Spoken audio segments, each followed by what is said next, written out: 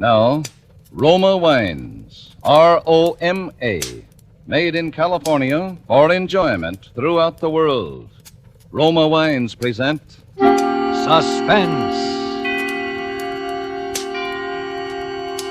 Tonight, Roma Wines bring you Mr. Vincent Price as star of The Name of the Beast, a suspense play produced, edited, and directed for Roma Wines by William Spear.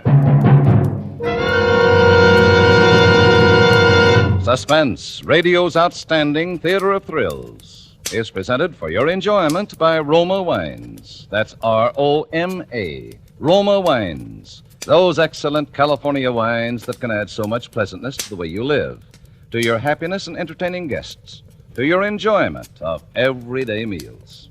Yes, right now a glassful would be very pleasant, as Roma Wines bring you Vincent Price in a remarkable tale of Suspense. News and views in the world of art. Yesterday at the Deauville Galleries, a record-breaking crowd attended one of the most sensational exhibitions of recent years. Masterpiece of the show is a portrait by James Dorrance titled The Name of the Beast. It's a savagely candid work, a face from which violence has shattered the last vestige of humanity. The tragic circumstances of the artist's death are too well known to review here. But at the same time, one cannot help speculating upon the essential mystery surrounding this remarkable canvas. What is the name of the beast?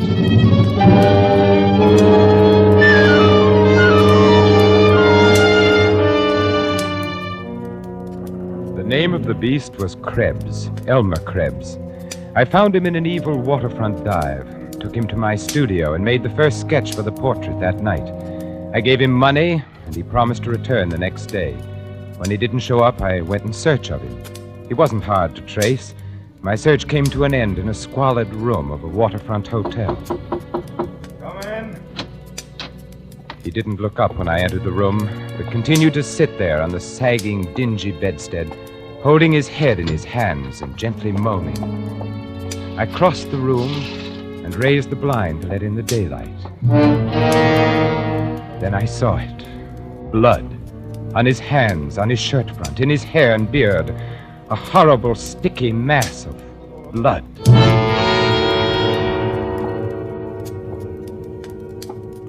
You didn't show up for our appointment today. I'm the painter you met last night, remember?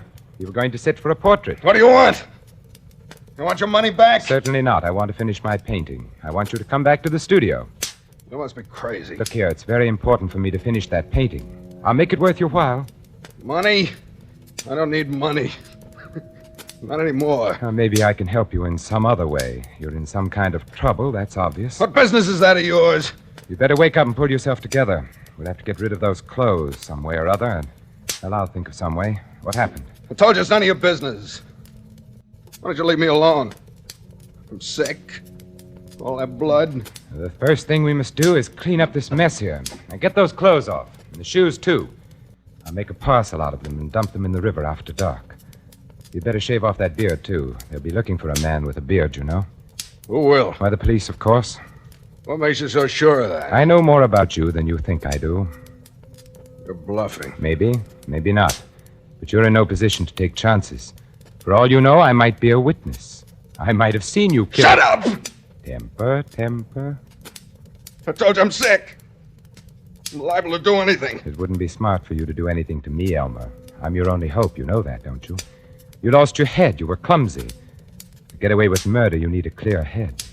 Look at the mistakes you've made already. Blood all over you. As good as a rope around your neck. Where did you hide the loot? So that's what you're after. Then it was robbery. Somewhere close by, too. Couldn't have gone far with all that blood on you without attracting attention. Well? It was in a shop, I imagine. That means they probably won't find the body till Monday What's morning. all this third degree? You with the police? On the contrary, Elmer, I'm going to save you from the police. Huh? I told you. I want to finish painting that portrait of you. It don't make sense. All this just to paint some crazy picture. Ah, but what a picture, Elmer. I've waited 20 years to paint this picture. Everything I've ever painted has been merely the preparation for this. I've worked alone, never exhibited a single canvas. Do you know what it is to work alone? Yeah, I know. Nobody knows your name, but one day, quite suddenly, a masterpiece explodes in the face of a jaded world. Like your murder, Elmer. After a life of petty crime, at last an act of yours really means something. Newspapers will headline it. The whole world will be clamoring to know your name. Exciting, isn't it? Exciting? Well, that's the way I feel about this portrait. I must finish the job just as you How do I had to know finish- you won't take those clothes to the cops instead of dumping them? I'm taking a terrible chance walking out of here with a bundle of blood-stained clothes as it is. They'd fit me about as well as they fit you. Okay, that's fair enough. By the way, where did it happen? A hock shop. Number 23, next to the alley. Was it The necessary? old man came in and started firing a revolver right off. I don't pack no rod. There's nothing else to do. I grabbed the fire axe off the wall. Oh, my. And I suppose the police have your fingerprints on file? Yeah, I done time once. What did you do with the axe? Just dropped it there. I was sick, all that blood. I suppose you left nice red fingerprints all over the place. I didn't touch nothing. Maybe the windowsill going out. That's the first place they'll look. And you're obviously in no condition to go back What there are you now. trying to do? Buy yourself a nice murder rap? My dear fellow, any intelligent man can get away with murder if he keeps his wits about him. You ought to be very grateful to me, Elmer. I'm going to take your clumsy crime and make it into a work of art.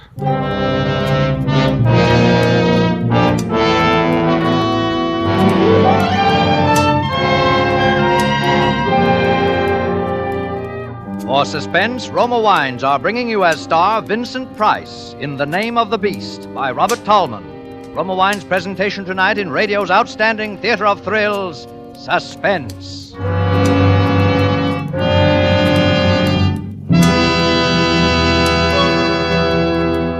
Between the acts of suspense, this is Truman Bradley for Roma Wines.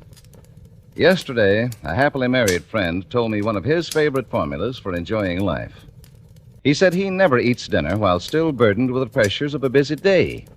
Instead, he sits down for a few minutes, takes it easy, chats with his wife, and enjoys with her a glass or two of Roma California sherry, the perfect first call to dinner. Yes, Roma sherry before dinner is a pleasant custom millions now share with family and friends. For Roma sherry is a glorious golden amber wine, soft and mellow on the tongue, so inviting with its pleasing nut-like taste. Roma sherry makes mealtime more welcome, helps you anticipate the good food to come. And when friends drop in, there's no more gracious greeting than a glass of Roma sherry. Tomorrow night, before dinner, share Roma sherry with your family. It costs no more to serve Roma, America's favorite wine.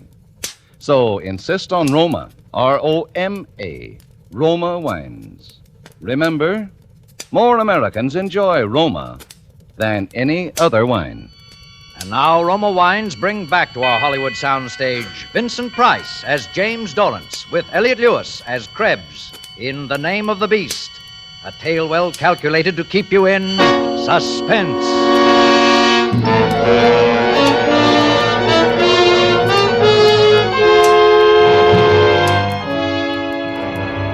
The shoes of the beast were just my size. I wore them when I went on my errand that night. It was fortunate I did. Getting into the place was simple. It was an old-fashioned lock, and the skeleton key to my studio fitted it perfectly. The shop bell jangled when I opened the door. I made my way quickly along the dark rows of counters to the rear of the shop. A pair of dusty portieres provided it from the back room. I pulled them to behind me and snapped on my flashlight. The body, or what was left of it, lay in a heap in the center of the room. The floor, well, it was lucky I hadn't worn my own shoes. There would be tracks out of that place, red tracks. The axe lay near the old man's head.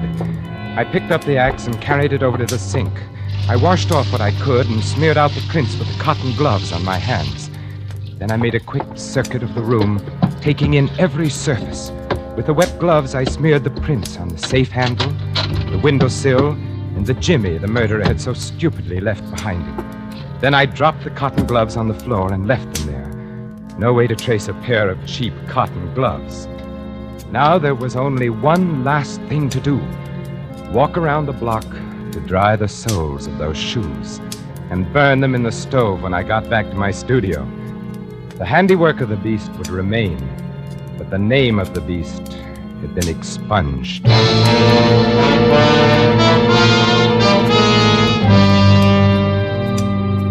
But I didn't burn the shoes, nor did I throw that bundle of clothing into the river as I had first planned to do that night.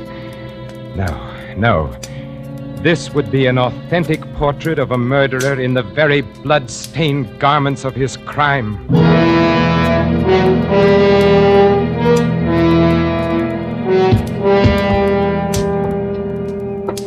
That will be all for today, Elmer.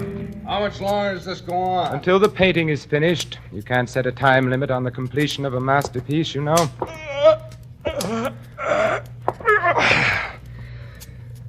Don't look much like me. You've forgotten. I made the first sketch before you shaved off your I beard. don't like this picture. Did you have to paint in all that blood? My dear fellow, no one in the world would ever recognize you as the man with the beard in this I don't painting. like this picture. I don't like staying here. Look, what about that stuff? When can I start cashing in on I it? should have thought I was paying you enough to live on. Suppose I want to get married. Well, What? Oh, good Lord, man. You mustn't even consider it. In the first place, I can't afford to support another person. And Who's in the asking second you place, to support anybody? I got that stuff, haven't I? Well, I'm going to cash it in, that's all. Listen to me, Elmer. If you try to unload as much as one piece of that loot, the police will be on your tail so fast. Oh, no, my friend. That stuff has got to stay where it is for some time to come. You just say that, so I'll have to depend on you. So you can paint that lousy picture. Maybe. Oh, by the way, Elmer, I've never said anything about it before, but you never told me exactly what you did do with the loot. The suitcase, I told you. Yes, I know, in a locker at Grand Central, but where's the ticket? That's one secret I'm keeping. Well, all right. But you will promise me not to unload those jewels. Not for a while. She keeps yet. asking me, when are we going to get married? What am I going to tell her? Oh, by the way, who is the lucky lady? Jeannie. Her name's Jeannie Baker. Hey, wait a minute, though. She don't know anything about me. Not anything. If I ever catch you talking to her, so help me, I'll kill you.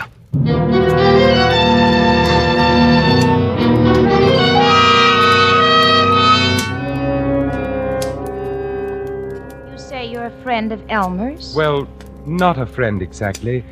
I'm afraid this will be rather a shock to you. You're very close to Mr. Krebs. Well, we're engaged to be married. What is it? Is he in some kind of trouble? Are you a detective? Well, not exactly. You see, I represent the insurance company. What insurance company? State indemnity.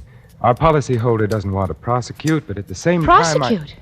Well, after all, the jewels were of considerable value. What jewels? Why, the jewels in the suitcase, in the locker at Grand Central. He did leave the ticket with you, didn't he? Oh, well, yes, but I mean, he didn't tell me that... Well, he did say it was valuable and he didn't want to risk losing the ticket, but...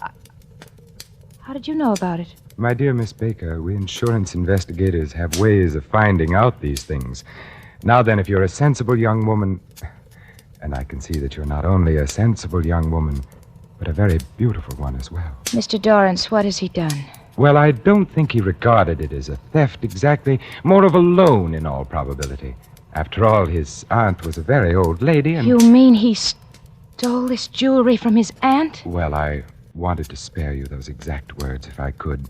Actually, the lady would prefer not to prosecute. But of course, if we can secure the return of the property in no other way, I suppose I'd be arrested, too, as an accessory or something.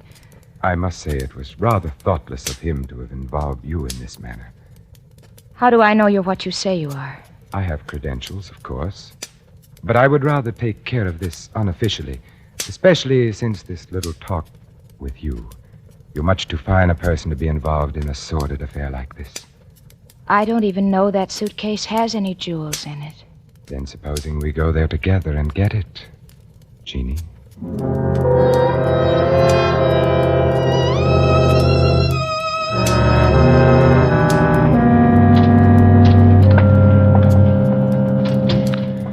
Well, now let's have a look. How are we going to... Well, I think I have a key here that'll open it. What? Those must be worth a fortune. Yes, they are, Miss Baker. You understand our concern. Yes. Close it up. I don't want to look at it anymore. I'd like to have spared you this. You understand, of course, that I wouldn't dream of prosecuting. Not now that I've met you. I don't know how to thank you, Mr. Dorrance. This is such a shock to me. How could he? How could he? There.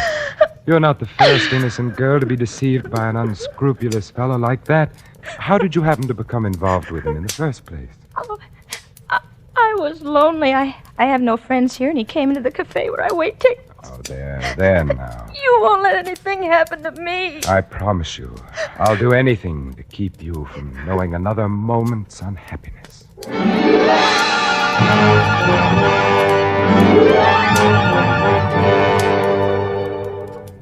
That night, I worked feverishly, like a man possessed. But as I worked, an uncanny change came over the man in the portrait.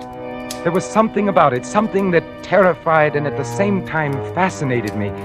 Yet the more I tried to make it come right, the less it really looked like Krebs. I began to regret I had had him shave his beard, in spite of the risk involved. Being clean-shaven altered a man's appearance more than I thought. But that wasn't the real difficulty. The real trouble was Jeannie Baker. How could she ever have loved a beast like Krebs? A girl so gentle, so lovely. I tried not to think of her, but the image of Jeannie stood between me and the canvas, and the painting just would not come right. And as Krebs sat there sullenly posing for me, his eyes began to grow more and more cunning and suspicious, as though he could actually read my thoughts. He would jump up every time I laid down my brush and circle the portrait like an infuriated animal, until finally, around 4 a.m, he dropped off to snoring. I let him stay there.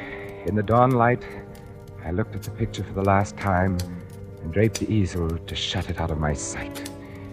My masterpiece, for which I had become accessory after the fact of one murder and sowed the seeds of a second, was, I knew it now deep in my heart, a failure. I was obsessed now with only one resolve: to prevent the second murder, which by some instinct I knew was in Krebs' mind. At whatever cost to myself, no harm must come to Jeannie.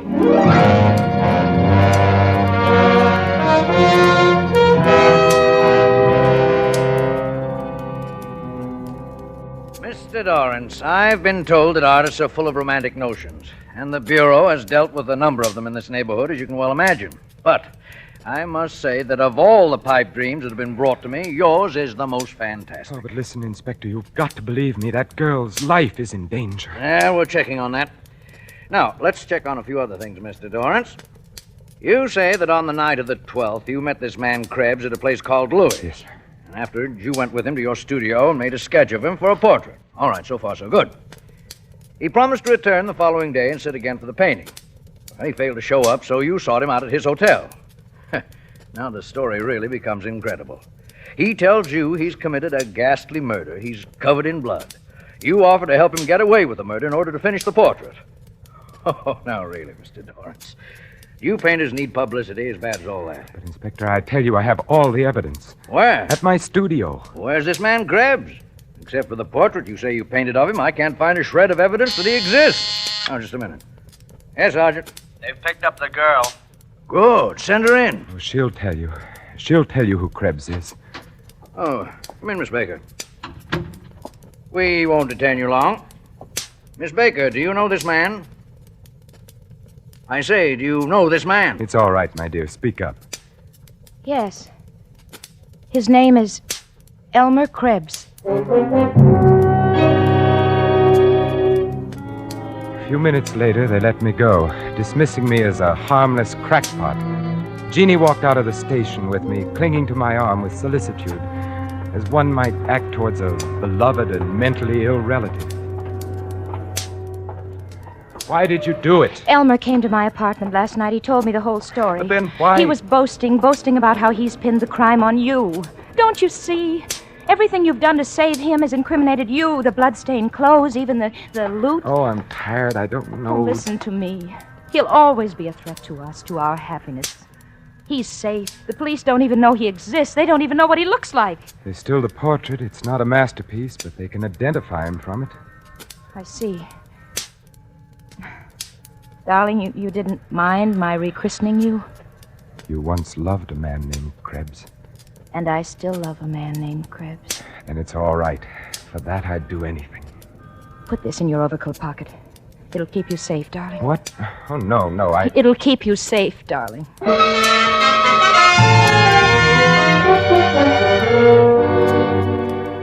He was there in my studio when I got in that evening, waiting for me. I had more or less expected it. I hadn't expected to find him in such a cheerful frame of mind. He had pulled the drape off of the painting and was walking round it, viewing it from every angle. Hi, Dorrance. How did you get in here? Through the door. No more window jobs for me, Dorrance. The picture. How about that? Got a new model, huh? What? The picture? Oh, it's no good. By the way, it's finished now. You won't need to come here anymore. You don't say. I'll get you the suitcase. I suppose it'll be safe for you to cash that stuff I in by already this found time. the suitcase, Dorrance. Oh? Well, take it along with you then. It's over there on the table. I opened it up. Well, Did you think I'd take it without checking on the contents? what are you talking about? What'd you do with the rocks, Dorrance? Rocks? You took the rocks, the jewelry. There's nothing left there but the settings, a pile of junk. Listen, Krebs, I swear I never opened that suitcase but once, just after we took it out of the locker. She's in it with you.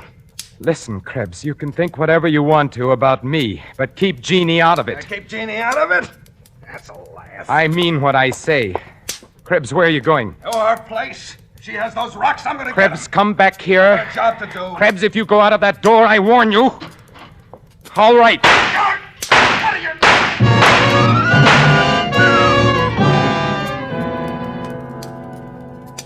I dragged his body inside the door and left it there. Then I dropped the revolver Jeannie had given me back in my overcoat pocket and left my studio. For the last time, as I closed the door on the room, it seemed that the face in the portrait was grinning at me in hideous mockery. I had meant to go straight to the police and give myself up, but I must have known in my heart that I wouldn't. Instead, I walked, and my feet took me almost against my will to the house on Grove Street, the house where Jeannie lived. I had roused her from sleep, and she seemed rather cross. What's the big idea barging in here this time of night? I had to see you, Jeannie. Well, That was an unlucky name you gave me, Jeannie. what's happened? I shot him. You gave me a murderer's name, and now I am a murderer. So you really did it. I wondered if you'd have the guts. Jeannie!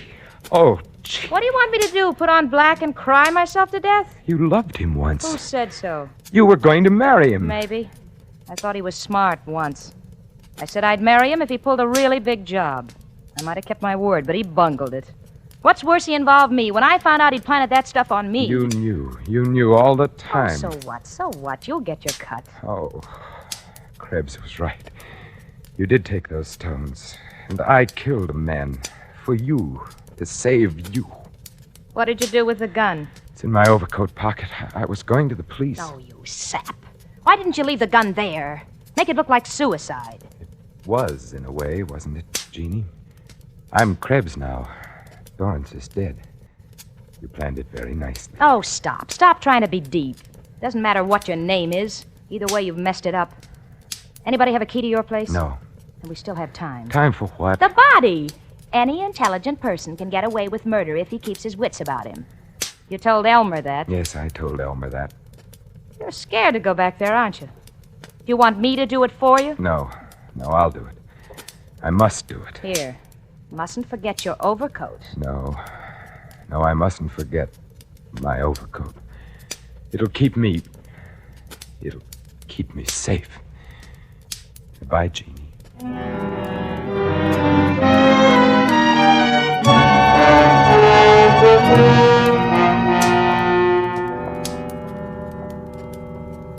Two stiffs. What a shambles. Looks as if he shot this guy and then bumped himself off. Who are they? I don't know the other one. This is a guy that came into headquarters Saturday. You know, the artist. Huh? Well, there must have been something to his story after all. Here's a note he left. You see. Dear Inspector, the portrait I told you about is standing on the easel facing the window so you can see it in the light. James Dorrance. I guess this must be it here. He said it identified the murderer. Is it a good likeness? Gee, I don't know. You look at it.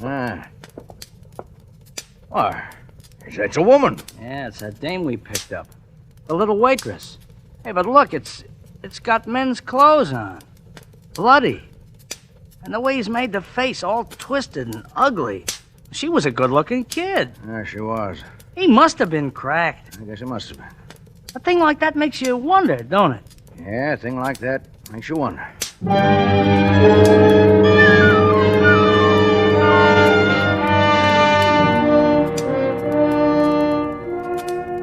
The discerning art lover will recognize Doran's painting as more than a mere portrait. It's the human soul stripped naked, and its dark and deep and secret places shown in all their morbid, brooding fascination. But still one cannot help wondering, what is the name of the beast? Did the woman in the portrait exist, or was she only the creature of the artist's fevered imagination?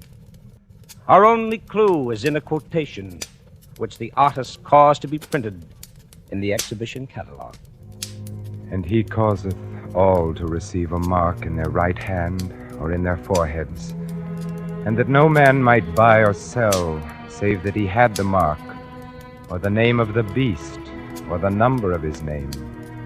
Let him that hath understanding count the number of the beast, for it is the number of man.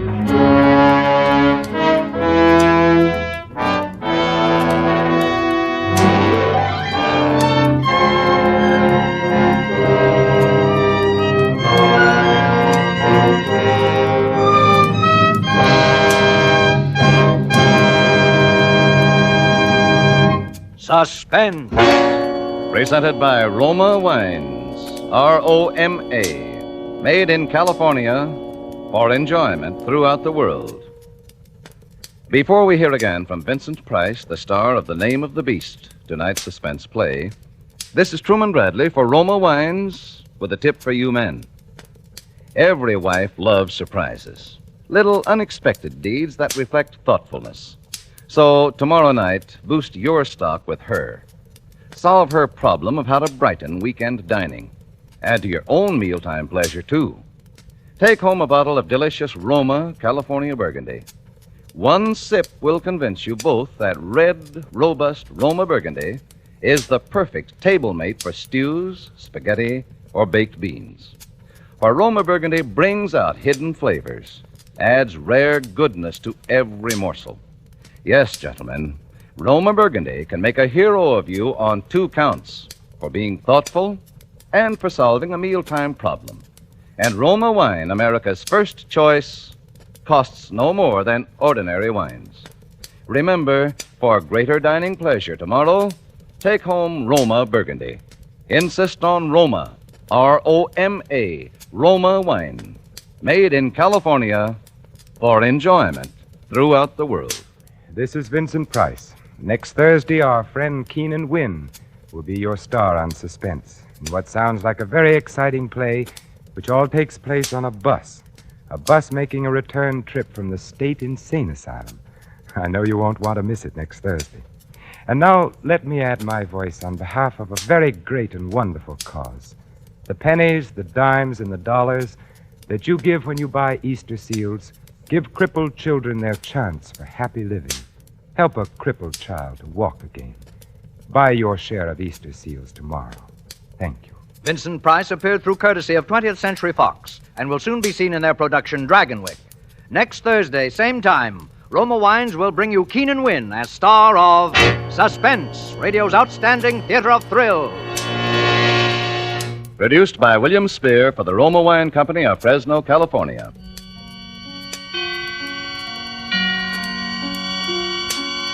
This is CBS, the Columbia Broadcasting System.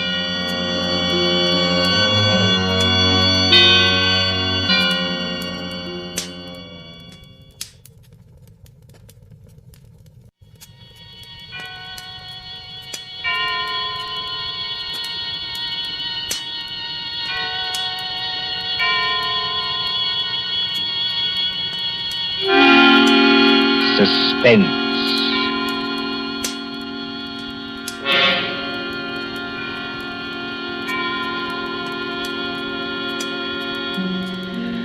Tonight, Columbia brings you as a guest star Peter Lorre, one of the screen's past masters of the art of suspense.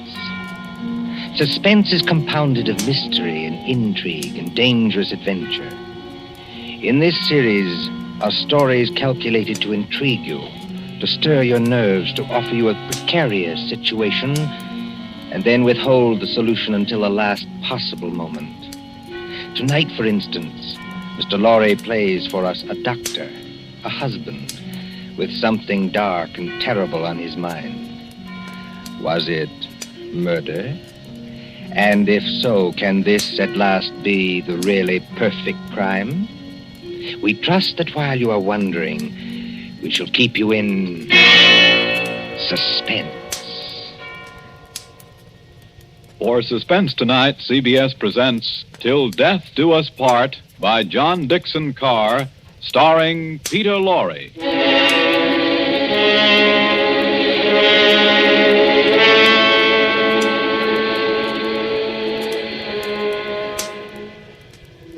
Late one night in December of 1941, a man and his wife sat beside the fire in their country cottage. This man, look at him, a professor of mathematics, stout and middle-aged, guileless as a child. In the remote corner of England where he lives with his pretty English wife, they say of him, jolly decent fellow, you know, for a foreigner. Isn't he? Always a smile for everybody, and so polite. That's why it's such a shame about his wife and that young American. There hasn't been anything between them yet, I'm almost sure. But if the American stays here much longer... Shh, I tell you.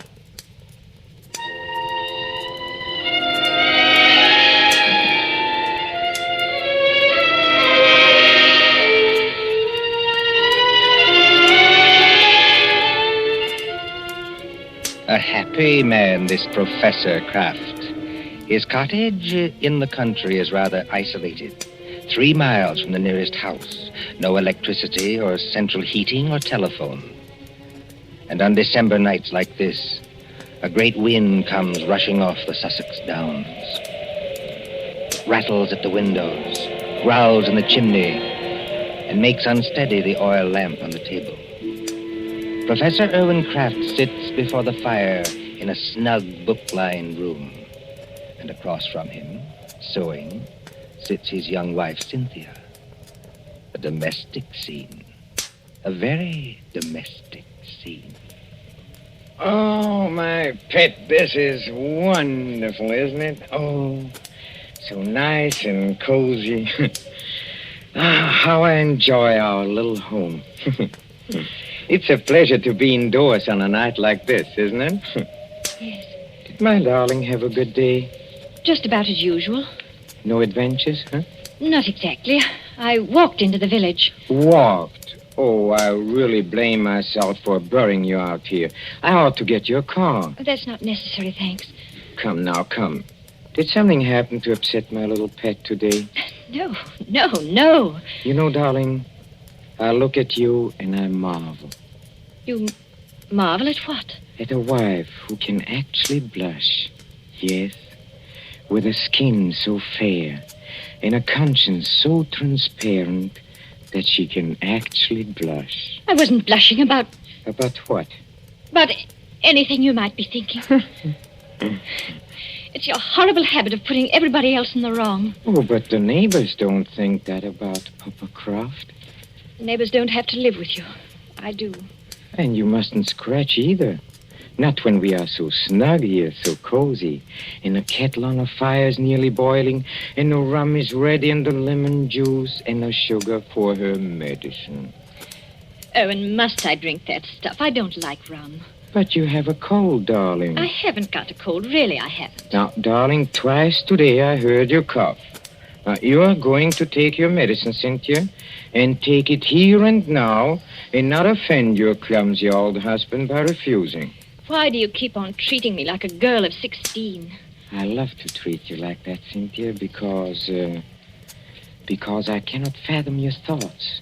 You lock up your thoughts, and that is a dangerous English habit. You see, thoughts accumulate and won't be stifled. And sooner or later, when you least expect it... Well, look out. The kettle's boiling over. So it is. Owen, please, lift it down from there. Of course. I apologize. My darling. There. For a second, you know, you almost frightened me. Huh? I frightened you?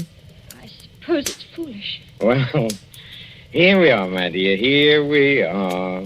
Now, see, I put 2 tumblers on the coffee table. And now, a spoon in each so that the heat doesn't crack them. My dear, must you give me so much rum? Can't I have the small one? But we have to cure that cold of yours, Cynthia. Now comes the lemon juice. Yes. And now comes hot water to the top. Here we are. And 2 lumps of sugar for each of us. There you are, darling. Now let's drink up, huh? Owen, listen. I didn't hear anything. I did. It came from that cupboard over there. It sounded like your accordion. Oh, that's nonsense, darling. That's nonsense. There it is again. Well, that's only the wind. Or perhaps a rat that got into the cupboard. Owen, I'm terrified of rats. Go and kill it, would you mind? Oh, you really sit very heavy labors, my sweet, for one of my weight. Well, if you insist, all right. Well, I'll take a good heavy poker from the fireplace. And, of course, it means a little trip to the cupboard. Owen, never mind. You haven't changed your mind, have you? It'd probably run out across the floor. Come back. Wouldn't run very far, I'm sure. Well, again, if you insist. I can't think what's the matter with me tonight. No? No, You're sure nothing upset you in the village today, huh? certainly not. How about this young American, that fledgling doctor, what's his name? You mean Dr. Craig? That's it, Dr. Craig. Dr. Craig. Didn't someone say he was leaving today for London and then back to the States? I believe so. That's what Lady Randolph told me. And you didn't say goodbye to him? Certainly not. Wow, that wasn't kind of you, darling. That wasn't friendly. What's the matter? Don't you like my nice hot rum drink? No. But you'll give me no peace till I do drink it. That's right, darling. That's right. Now, take it down like a good girl. I'm keeping you company. See? Oh, how pretty she looks. With her yellow hair in the firelight. And her red mouth. And her light little hands. Very pretty. Oh, there is just one other thing, Cynthia. I gave you a letter to post this afternoon. Did you post it? Yes. Registered? Yes. And did you notice to whom the letter was addressed? Everybody notices the address on an envelope. It was to some Mr. Hatherby at Market Shepherd. That's right. But I don't know who he is, if that's what you mean. Oh, Mr. Hatherby is the coroner of this district. The coroner? That's right. That's right. But is there any reason why you should be writing letters to the coroner? Well, there will be tomorrow morning. We have been just drinking poison, my love. Why did you drop your glass, darling? I don't believe you. No? This will interest you, Cynthia. You were a trained nurse, and weren't you, You see, the poison was aconite, monk's shoot. No. Yes, homegrown in our own little garden. You know, 1/16 of a grain has been a fatal dose. There's no telephone here. No car, not even a neighbor. Exactly, my angel. Take your hands off me.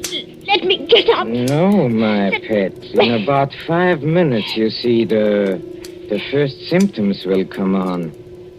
Symptoms? Yes. Our throats will grow dry. Our eyesight will turn dim. No. And presently we'll lose the use of our limbs. Well, there are convulsions before the end, I believe, but we won't feel them.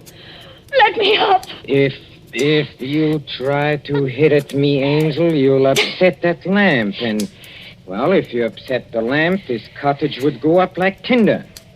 We don't want to burn to death, do we? Owen, why are you doing this? Why are you doing it? Why? Do you think all Papa Kraft is blind, my pet? Huh? If I can't have you, Cynthia, nobody else is going to have you. You mean Jim Craig? So it is Jim Craig. Oh, that was nothing. My tongue slipped. A cynic would say, my dear, that your foot slipped. Do you think I don't know what happened the other night at the schoolhouse? The schoolhouse? Yes, the Market Shepherd Schoolhouse. At Lady Randolph's little concert in aid of the war relief. Nothing happened. I swear it didn't. No? No. Oh, then it was coincidence, I suppose, that you and that Dr. Craig didn't arrive until the concert was nearly over. Yes. Yes, it was. We didn't go there together. No? We met in the little hall outside the auditorium. It was just as you were finishing your number on the accordion.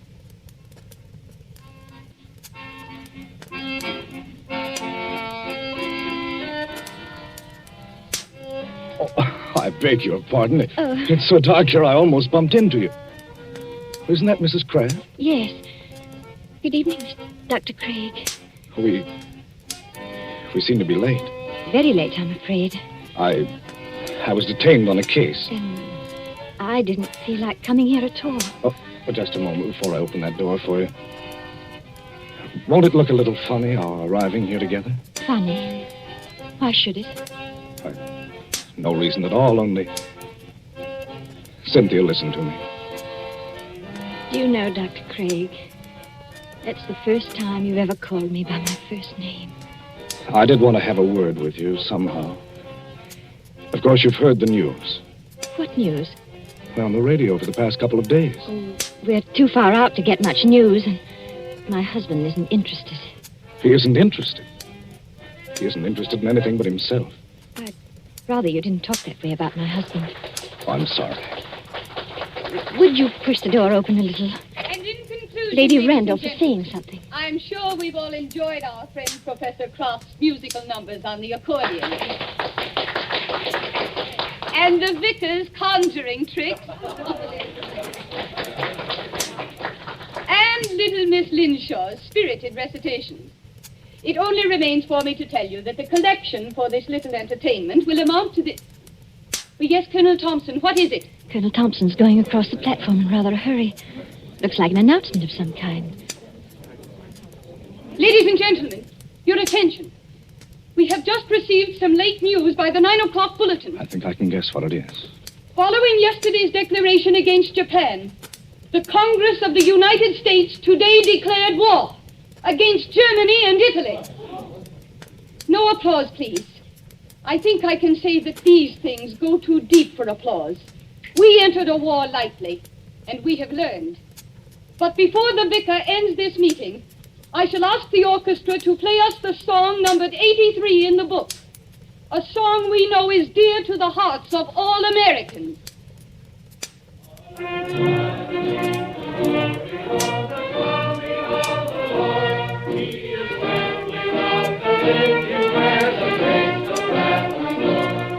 Close the door, Cynthia. Jim, this doesn't affect you. Naturally it does. You won't be leaving England. Probably in a very short time. They'll be needing doctors. But does a formal declaration of war make any difference? What does it mean to you? What does it mean? I can't explain it, Cynthia. It's all in that song. If they're going to need me, I'll go back. But can't you do just as much good here in England? I don't know. That depends on what the army says. And doesn't anything depend on what I say? We haven't got much time, Cynthia.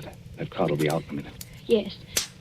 And we won't admit it, will we? Admit what? Admit how we feel about each other. I haven't said... Nor I. I was only talking about what we were thinking. No, we won't admit it. You say you can't explain about the war. I can't explain about this. Don't try. It's better this way. Owen's been very good to me. And he's such a childlike person. Yes. Everybody likes him. Oh, he has his tempers, and he's not easy to live with sometimes, in spite of what they think. But I can't do anything to hurt him, because he'd never do anything to hurt me. Never, never, never in the world.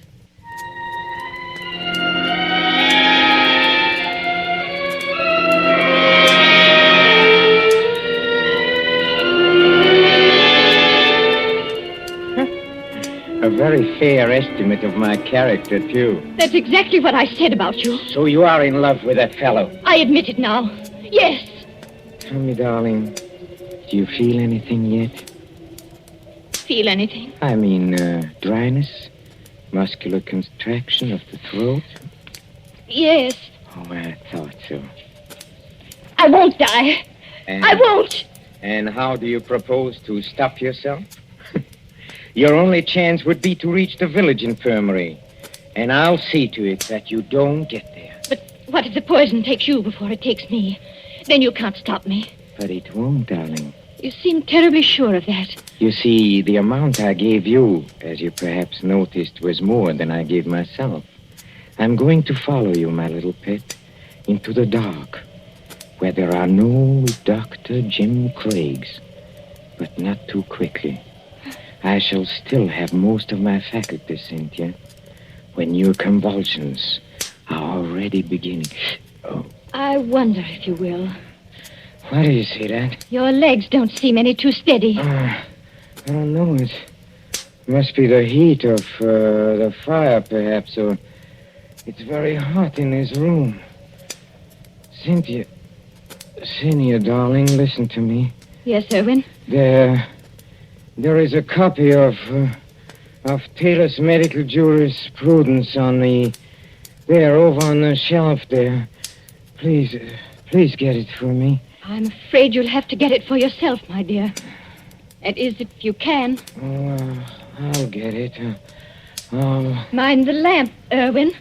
We don't want the house afire, just as you said yourself. I'll mind the lamp. Listen to me. You know, some people's systems are intolerant to poisons. They experience in minutes what ought to take hours. Does it hurt, Irwin? Does it hurt? Yes. But you'll find out soon enough, my pet. Because you'll never make 3 miles to the village. Never. You think not? I know it. And just remember, I shall be waiting. Waiting? Out in the dark and cold, where there is neither marriage nor giving in marriage. I'll be waiting for my little pet to come and join me. I shall be waiting. Irwin! Irwin! Oh, I hate you. I loathe you. I'm afraid of you. But I don't want you to die because of me. And yet, you are dead, Irwin. But I'm not going to join you. I've never prayed much, Irwin, but I'm praying now. Whatever comes over my wits and makes my senses weak, give me strength enough to get to the village. Just give me strength enough to get to the village.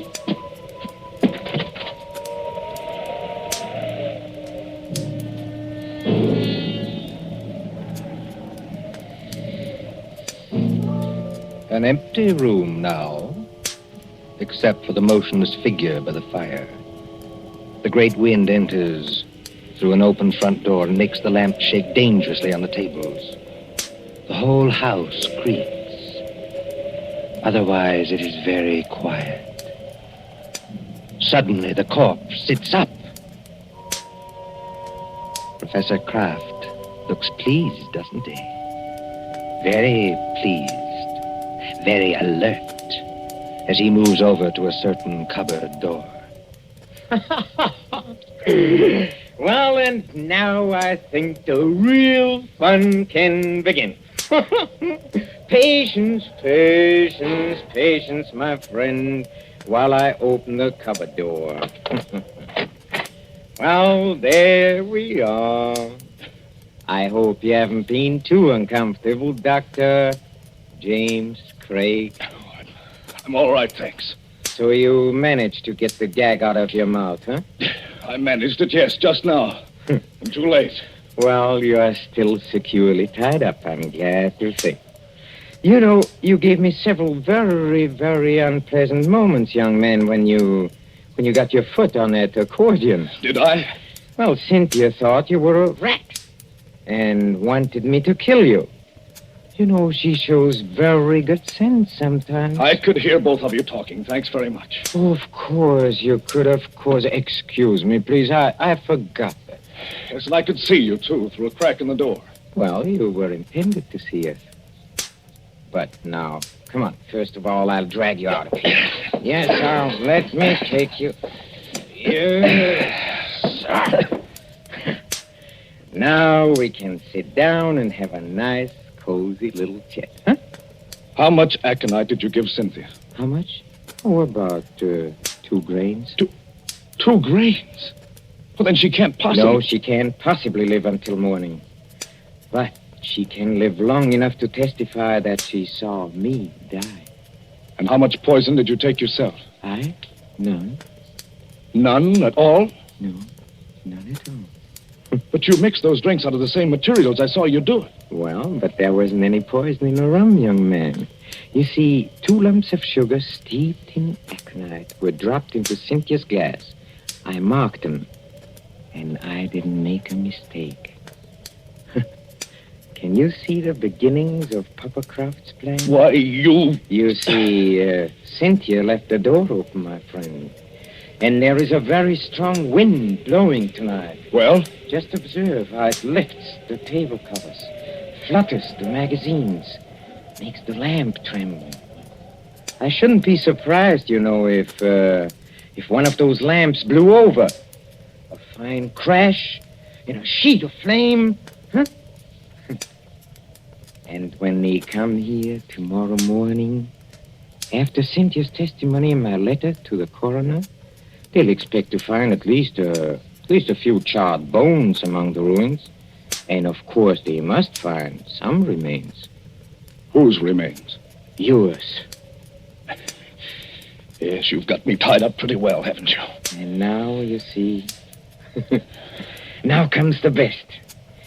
You were last seen going towards the railway station, to London, and then to America. Nobody will inquire after you. Except Cynthia. That's right, except Cynthia, who will be dead. That I waylaid you and brought you here while Cynthia was in a village will not be known to our good coroner, and I shall disappear. What do you think of it, young man, huh? I think it's rather good, huh?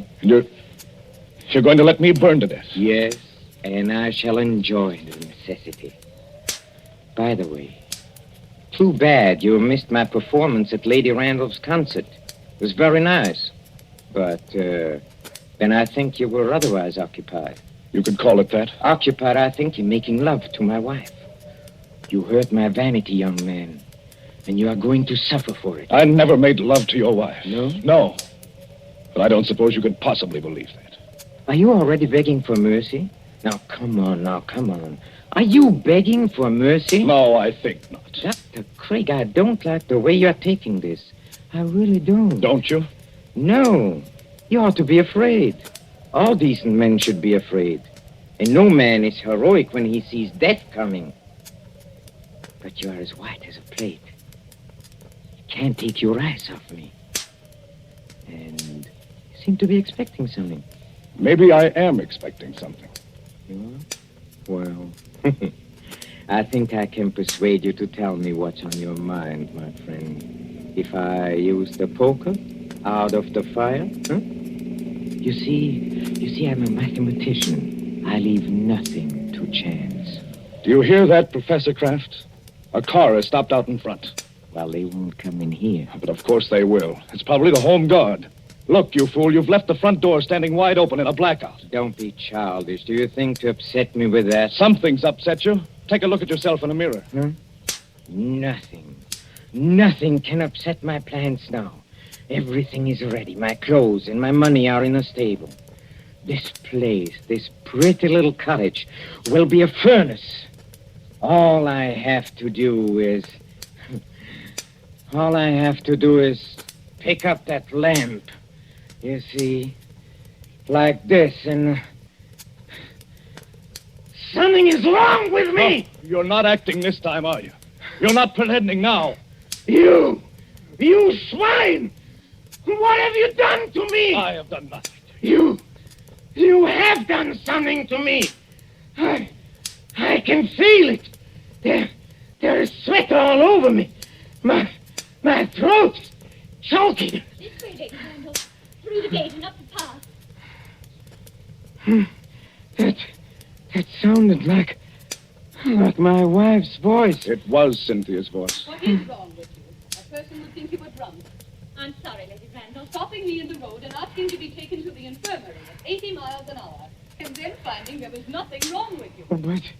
But it can't be. It isn't possible. Oh, but it is. You see, your plans didn't include the fact that Cynthia doesn't like rum. Remember, you poured a very large drink for her and a small one for yourself. And you filled both glasses with hot water. Oh, remember when she got you to leave her and come over to this cupboard? She changed the glasses then. You're the one who swallowed the poison, 2 grains of aconite. No. Help me.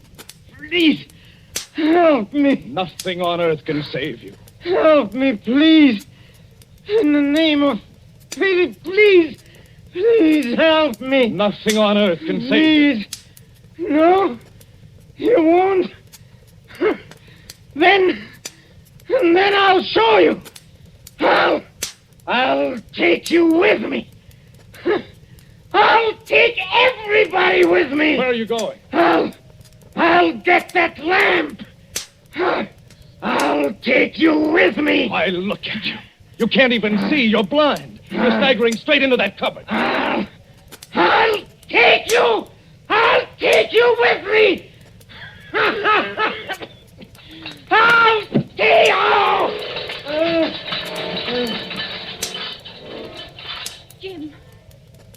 Jim, what are you doing here? Come in, Cynthia. Come in and take a look at the man who died twice.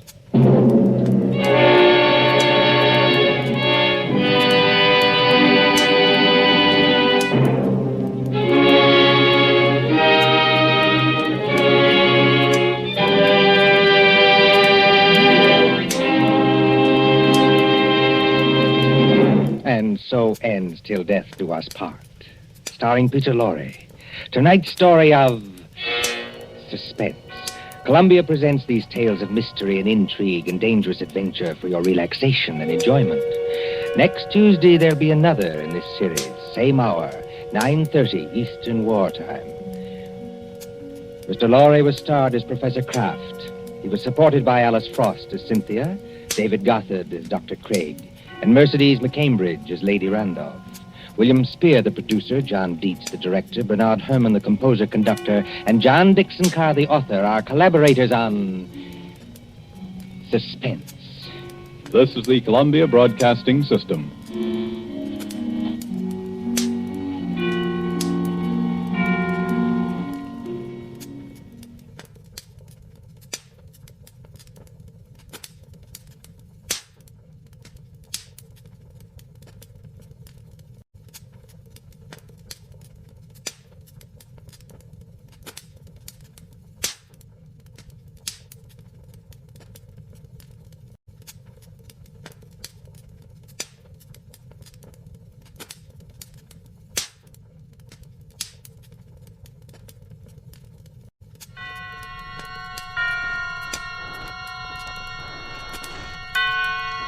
Roma Wines present Suspense.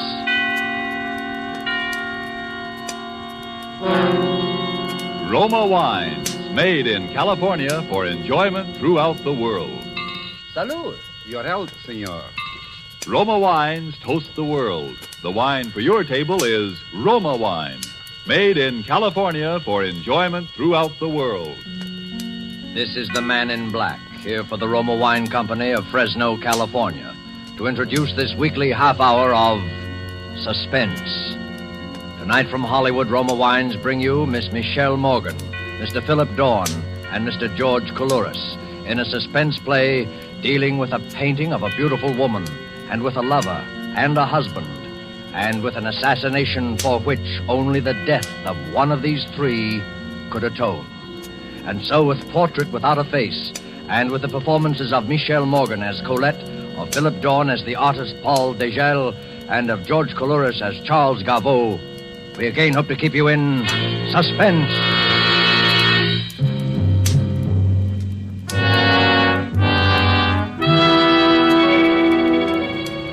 Just twilight as she came out of the cathedral on Fifth Avenue and stood for a moment on the north steps. She looked across 51st Street at the discreet gray building with the discreet bronze sign saying Ferney Gallery of Modern Art. A richly dressed couple came out of the gallery and the doorman called a taxi. Surely it was safe now. The crowds must be gone. She hurried across the street. Good evening. The gallery's still open for a few minutes, isn't it? Well, I'm sorry, miss. It's just closing up now. Oh, you can't be. I've come all the way from Boston, and Well, I'm sorry, miss. We're half an hour past closing now. We open again at 11 tomorrow. 11? But I can't possibly wait over. Do you think $5 would... No, miss. I could even go as high as 10. No, miss. I could even go as high as... No, miss. Oh, but there's a picture on exhibit that I must see. I'd stay only a moment. I must see it, really. It's called... I know, miss. It's called Portrait Without a Face. Half of New York was in to see it today, and the other half will be in tomorrow. And if you'll excuse me now... Wait a moment, please. Have you seen the picture? Me? What did I be doing looking at pictures? Waste of time. But I can tell you this. Sure got people talking. One of those critics was in here this morning, and you... hold on, miss. Maybe you can go in after all. You see that man coming down from Madison Avenue? That's Paul Degel, the artist who painted the picture. Now, maybe if you would ask him... Degel? Oh, no. No, thank you. I've changed my mind. I'll come back some other time. Taxi! Taxi! Some women like to drive you crazy.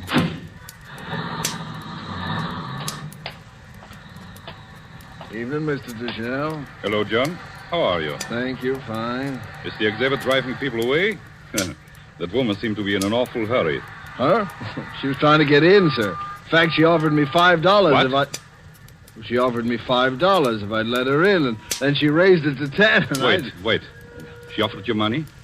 Did she want to see Portrait Without a Face? That and nothing else, sir. She was pretty insistent about it, too.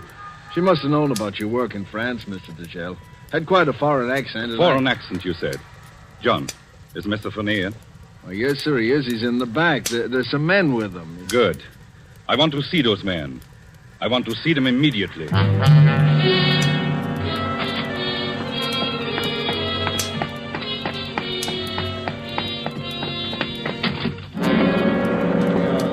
Gentlemen. Paul. Gentlemen, the woman we were looking for was here tonight.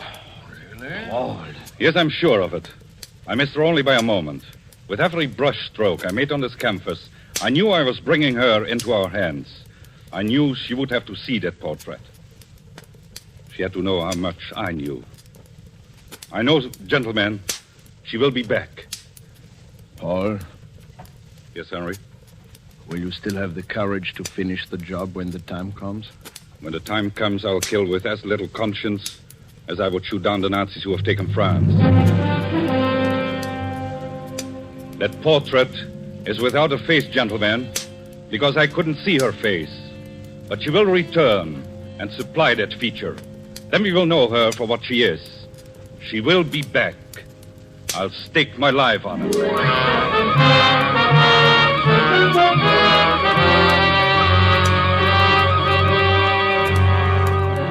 Tonight, for Suspense, Roma Wines bring you as stars Michelle Morgan and Philip Dorn with George Coulouris. You have heard them in the prologue of Louis Pelletier's story, Portrait Without a Face, which is tonight's adventure in Suspense.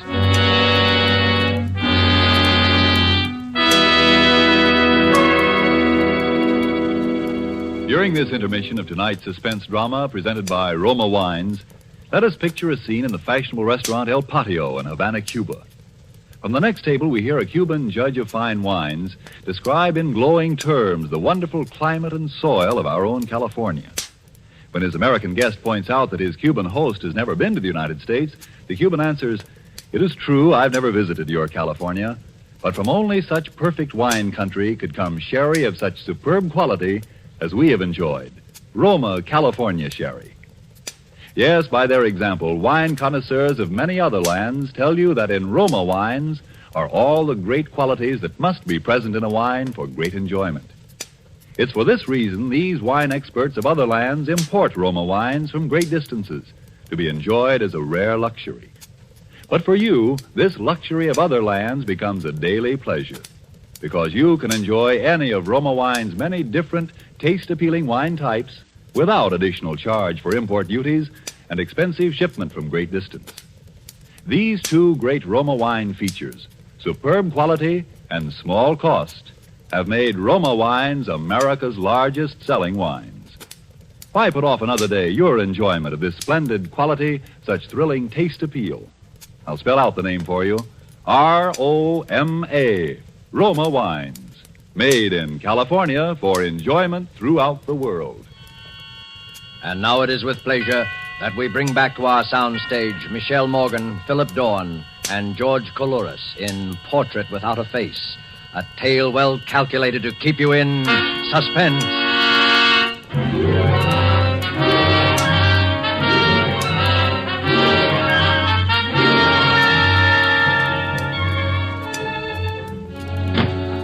Where have you been, Colette? For a walk, Charles, along Fifth Avenue. I needed a breath of air. You're lying. You're at the Ferney Gallery. Then I'm lying. I was at the Ferney Gallery. You fool. I told you that they'd kill you once they're sure. Yes, you told me, Charles. I'm going to bed. Did you see the picture? I'm going to bed, Charles. Answer my question. No, I didn't see it. What, the gallery was closed? Yes? That's good. Good. Well, drink? No, thank you. You don't mind if I do? I haven't minded what you do since the second week of our marriage, Charles. Really? That distresses me. Oh, Colette, Yes? before you go to bed, there's something here I want you to read. What is it, Charles? This art magazine, my dear, that just came on the newsstands today, contains a charming series of reviews of the exhibit at the Ferney Gallery. René Lautrec, the French critic, has done a little piece on the picture that you're so anxious to see. He heads his review, The Murderess. Read it. Please, Read Charles. it. It'll satisfy your curiosity once and for all. Begin here.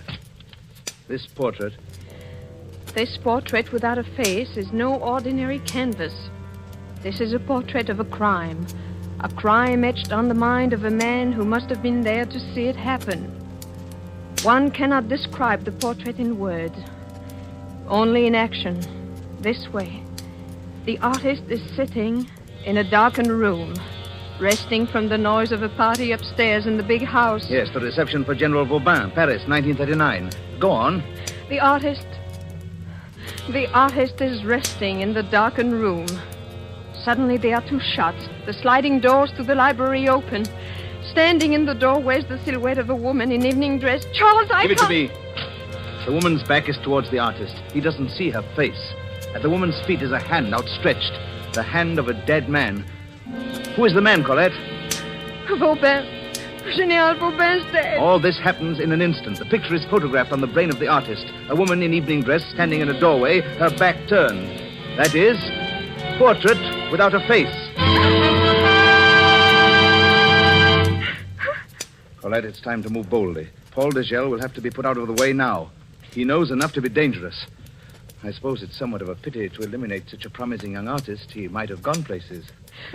However, tomorrow morning, you will telephone Paul Degel at his apartment. You will tell him you saw his name in the art magazine. You will ask him where he's been all these years. You will say that you must see him. Your voice, and it will tremble just a little, will convey a message he's been waiting to hear all these years. You love him. After all these years, you still love him.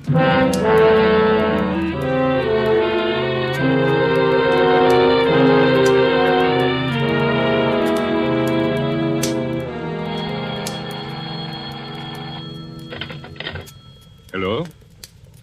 Yes, this is Paul Dugel. Colette. Colette. Darling, where are you? Where are you?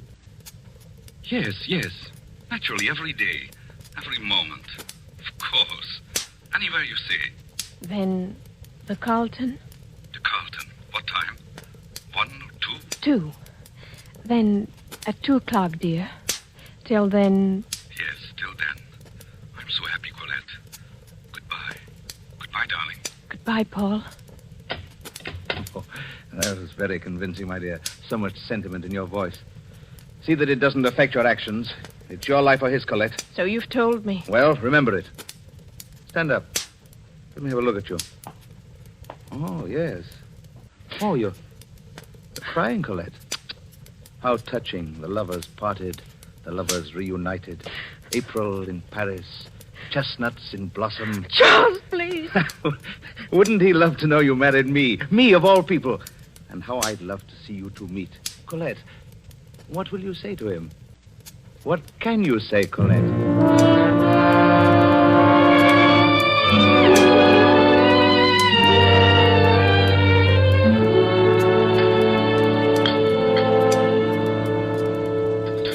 What can I say, Paul? Nothing for a moment. Just let me look at you. Will Monsieur order now? No, not yet. Not just yet. Yes, wait. Bring us 2 sherries, will you? Thank you, Monsieur. I'm changed, Paul. You can see that. A little. A deepness around the eyes, perhaps. You've been unhappy, Colette. Yes. I wrote to you almost every day for a year. I couldn't answer, Paul. Colette, why did you run away? Oh, you mustn't ask me. Was there anyone... No one in my heart. No one ever to fill your place. I thought when you didn't come back that... Oh, darling. You were right to think anything of me. I thought of Charles Gaveau. I remembered how insane he was about you. Please, Paul, don't talk about Charles. I thought if you ever married Gaveau, then... I'm sorry. There's so much I don't know about your life. 4 years. Oh, I knew everything about you. Press notices. I wanted to be a success. For you, Colette. I followed everything you did. The prison camp, I remember that. When you escaped to this country, your first exhibit here. I have all the clippings. Oh, I was so happy for you, Paul. I was so glad they believed in you as I did. Yes, they have been good to me in this country. Very good to me. More than I deserve. No, not more. Only you're just you. I know. I've read the reviews of the exhibit at the Ferney Gallery. Yes, they seem to like that. Paul, I want to see that exhibit. Of course, Colette. Any time. No, not any time. I want you to show it to me tonight. Tonight? Please, Paul. After the crowds have gone from the gallery, my first look at your work in so many years, I don't want to share it with anyone. I just want there to be you and I. Well, then that's how you shall have it. Darling, of course, I want you to see it. I want you to see every piece in the exhibit. There is one that has attracted considerable attention.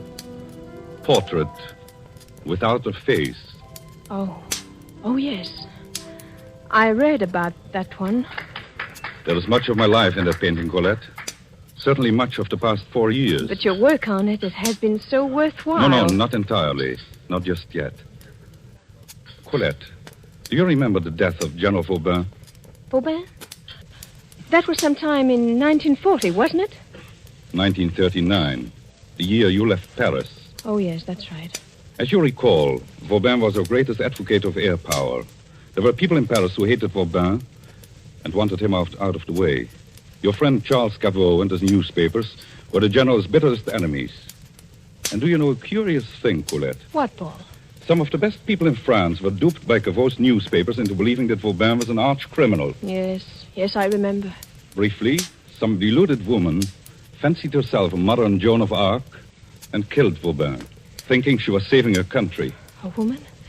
But they say the crime was never solved. It wasn't, but it will be, I think, very soon. Yes, I'm sure that... Forgive me, darling. I hadn't meant to burden you with this. Oh, it is yourself you must not burden, Paul. You have given this matter much of your life. Much of your thought, haven't you? All of my thought, Colette. When I wasn't thinking of you. Or painting. Painting? When I was painting, I thought of you most. I think that in every picture there was something of you. Sometimes the light on your hair. Sometimes the way you hold your hand. Even in Portrait Without a Face? Is there something of me in that one? In that one? 2 sherries, monsieur. Oh, yes, thank you. Yes, Colette. I think that even in that one there's something of you. And it's very strange because you... Well, anyway, tonight you'll see for yourself. To you, darling. To our reunion, Paul?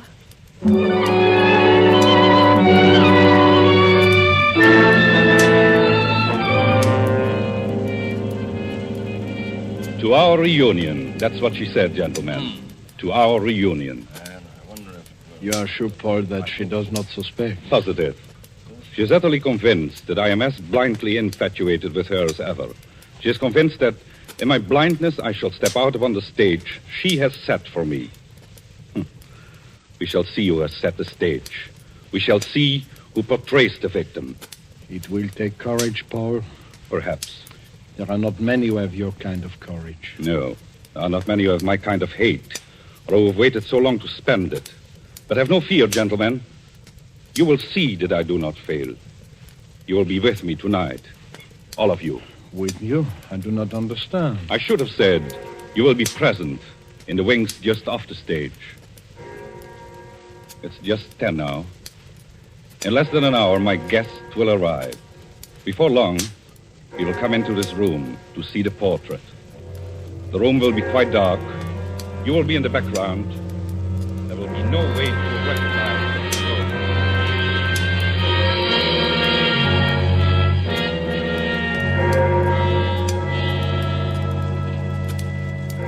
Haven't much time. Are you ready? Yes. Wait, which purse are you carrying? That black one on the table. Hand it to me. Good. Just the right size.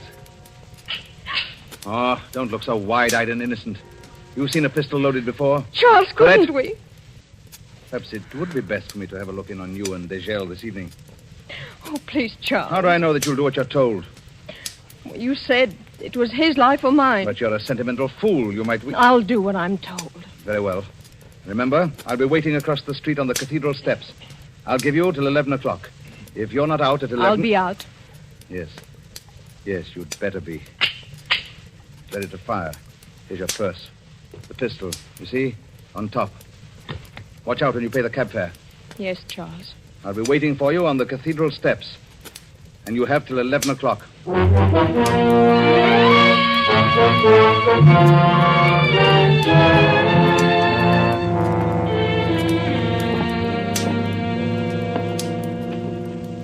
Do you remember this picture, Colette? Oh, Paul, of course. That was the summer we were at Nice. Lovely summer, wasn't it? Oh, so lovely. You see the fishing boat? L'Hirondelle? Remember her? Oh, too well. She made me seasick once. But it was a beautiful summer, Paul. Wonderful summer. Yes. Yes, it was. Well, that's all of the Paris pictures. Now I guess you would like to see the portrait. Yes. Now, I'd like to see it. It's in the next room. They have given it a room by itself. Oh. Take my hand, Colette. I've kept the lights out in there. I want you to sit on the bench, then I'll turn the lights on. And you will see the picture as I saw it. I mean, in my mind's eye. Yes, Paul. This way. No, careful. 2 steps down.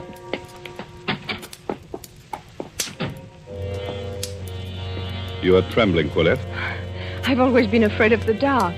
Here's the bench. Sit here. No. Sit here. You are in front of the picture now. I'm going to turn on the light. Hurry, Paul. I don't like this.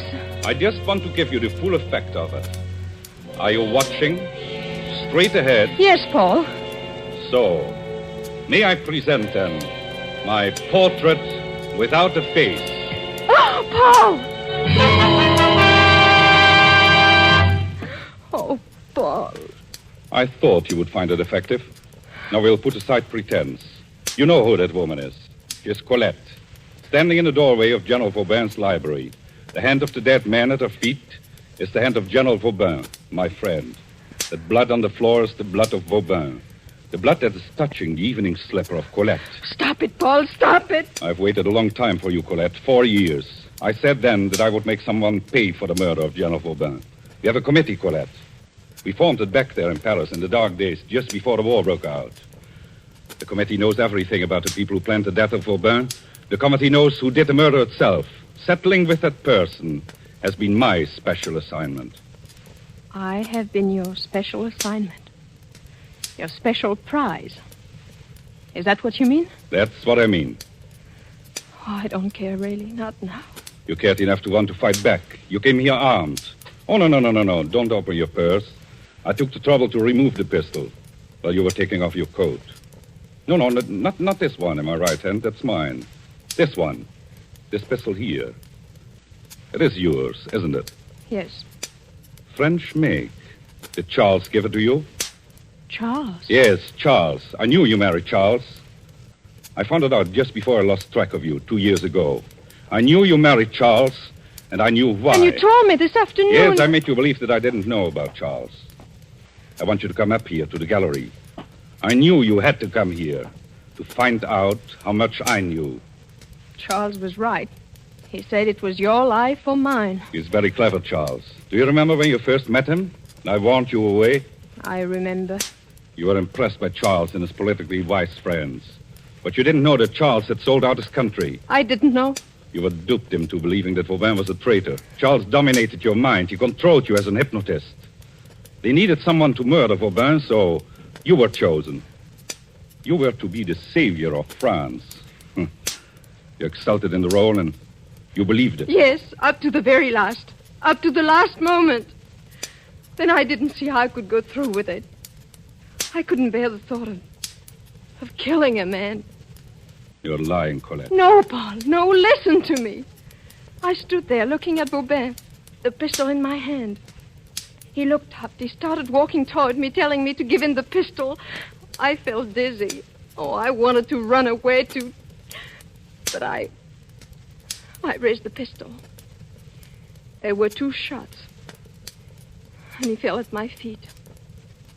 I dropped the gun. Then you opened the library door to escape. Yes. I ran out on the terrace and through the garden. I ran blindly and fell. Then I felt a strong pair of arms lift me up. Charles was there. You told him you had killed Vauban. Yes, I begged him to take me away to... I needed someone desperately. He promised me to take me out of France and let me forget. Oh, Paul. Paul, turn out the light on that horrible picture, please. The light stays on, Colette. I want you to keep looking at the picture.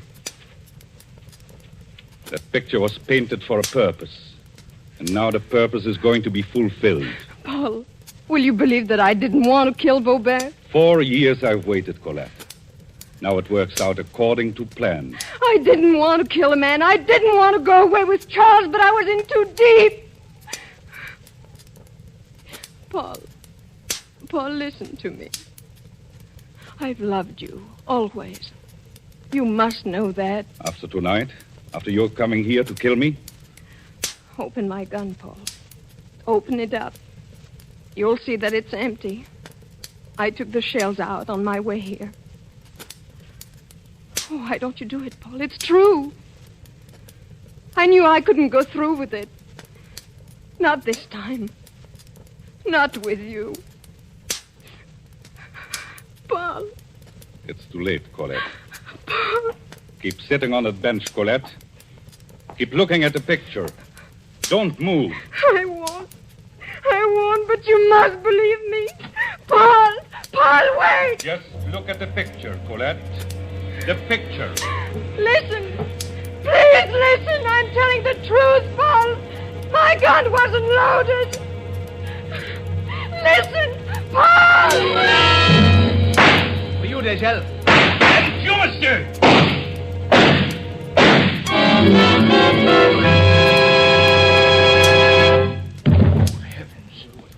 He's all right. Paul, are you all right? Oh. Yes. I'm all right, gentlemen.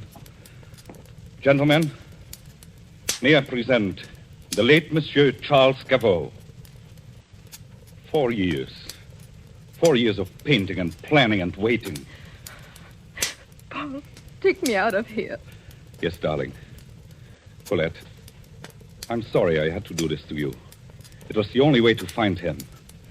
I knew he was here to kill again. Both of us. Charles? Charles killed Vauban. I picked up the pistol you dropped that night, Colette.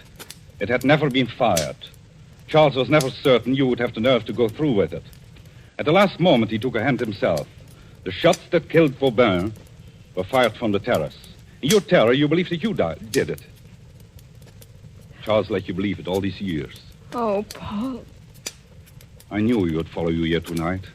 I left the door open for him. He came downstairs when we entered his room. He could hear us talking. I wanted him to hear. I needed time, Colette. Colette, I'm sorry.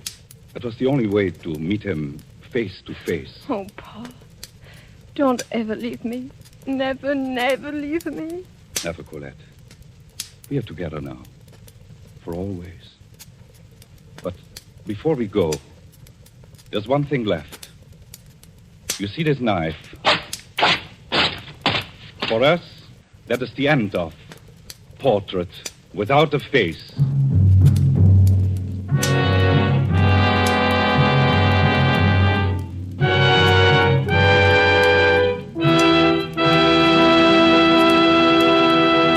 And so closes Portrait Without a Face, starring Michelle Morgan, Philip Dorn, and George Coulouris. Tonight's tale of suspense.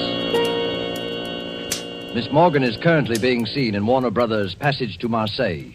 Mr. Dorn appeared through the courtesy of Metro-Goldwyn-Mayer, producers of Madame Curie. You know, if we could bring to this microphone a man typical of all Roma wine dealers, this is what he might tell you. I sell a lot of the good Roma wines. They are, you know, America's largest selling wines. My Roma wine customers, I've noticed, are sociable people who enjoy entertaining friends. Talking with me, they give a lot of credit for the success of their entertaining to the enjoyable Roma wines they serve. They're thrifty people, too, these buyers of Roma wines. What else could offer so much enjoyment for so little cost? Only pennies a glass by actual check. Now, that doesn't leave much for me to add, except this, perhaps. If you are not already one of the millions enjoying Roma wines regularly, make your own taste test of any of Roma wine's many different taste-delighting California wine types, such as the delicious, tangy Roma Sherry, or the hearty Roma Burgundy, or the sweeter, heavier Roma Port. And discover for yourself why Roma wines are winning international praise, voiced in this phrase, Roma wines are truly magnificent. Let me repeat the name, R-O-M-A, Roma wines, made in California for enjoyment throughout the world. Suspense is produced and directed by William Spear. Don't forget, then, next Thursday for Alan Ladd in Suspense. Presented by Roma Wines, R-O-M-A, made in California for enjoyment throughout the world.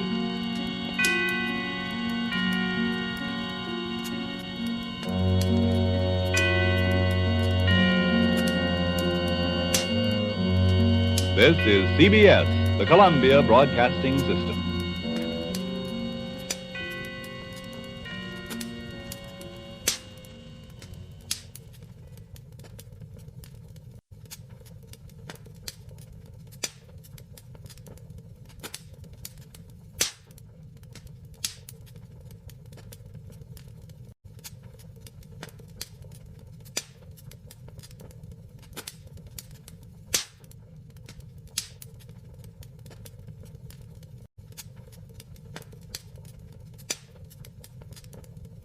Now, Roma Wines present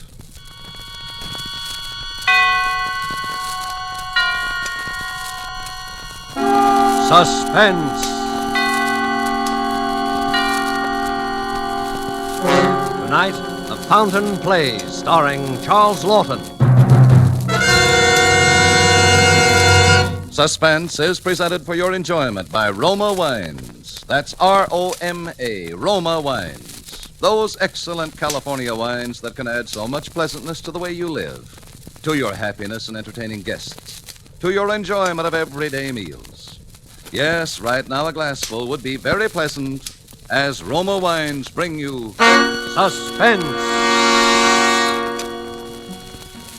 This is the Man in Black, here for the Roma Wine Company of Fresno, California, who tonight from Hollywood bring an old friend at these proceedings, Mr. Charles Lawton, as star of an unusual murder study by his distinguished compatriot, Miss Dorothy L. Sayers, called The Fountain Plays. It deals with the fortunes and misfortunes of a middle-class Englishman of the name of Spiller, who lives on a little country estate with a cook and a manservant, and in the garden, yes, a fountain. And so with the performance of Charles Lawton as Mr. Archibald Spiller, we again hope to keep you in suspense.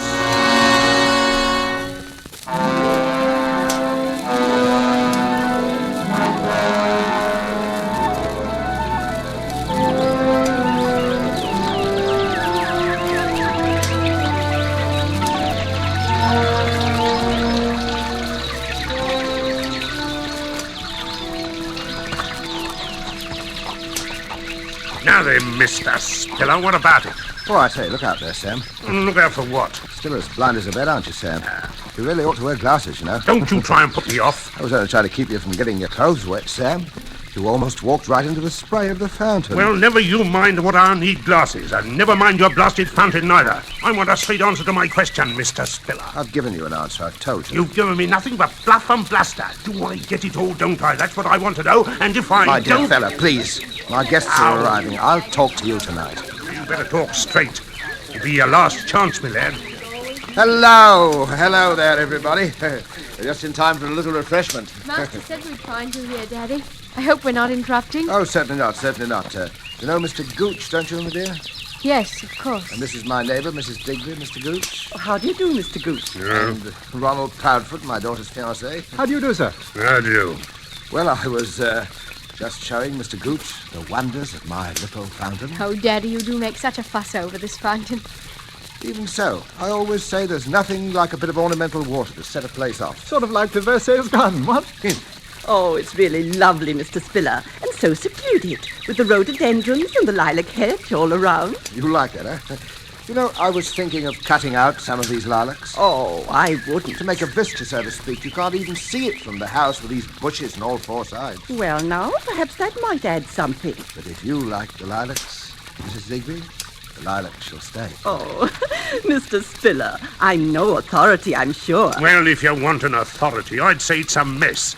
Plaster, backstop and all, a mess, see? A mess? Oh, maybe Mr. Gooch means the way the backstop arches up above the spray. It rather overshadows it. Well, I have to have that, you know, my dear, because prevailing winds from the south, don't you feel how nice and warm it is tonight? Blow the jet of water right onto the grass. If it weren't for that backstop, we'd have a proper swamp over there. Wasteful, too. Well, I'm glad to know that. You always were a fool, Archie. Squandering money on a fountain. No, indeed. It uses the same water over and over again. Like the one in Trafalgar Square. Most ingenious, really. Why, isn't that a wonderful idea? Of course, I have to be careful, even so, to turn it off every night to save leakage and waste and so on. Oh. Mr. Spiller, sir. Dinner is served. Oh, thank you, Masters.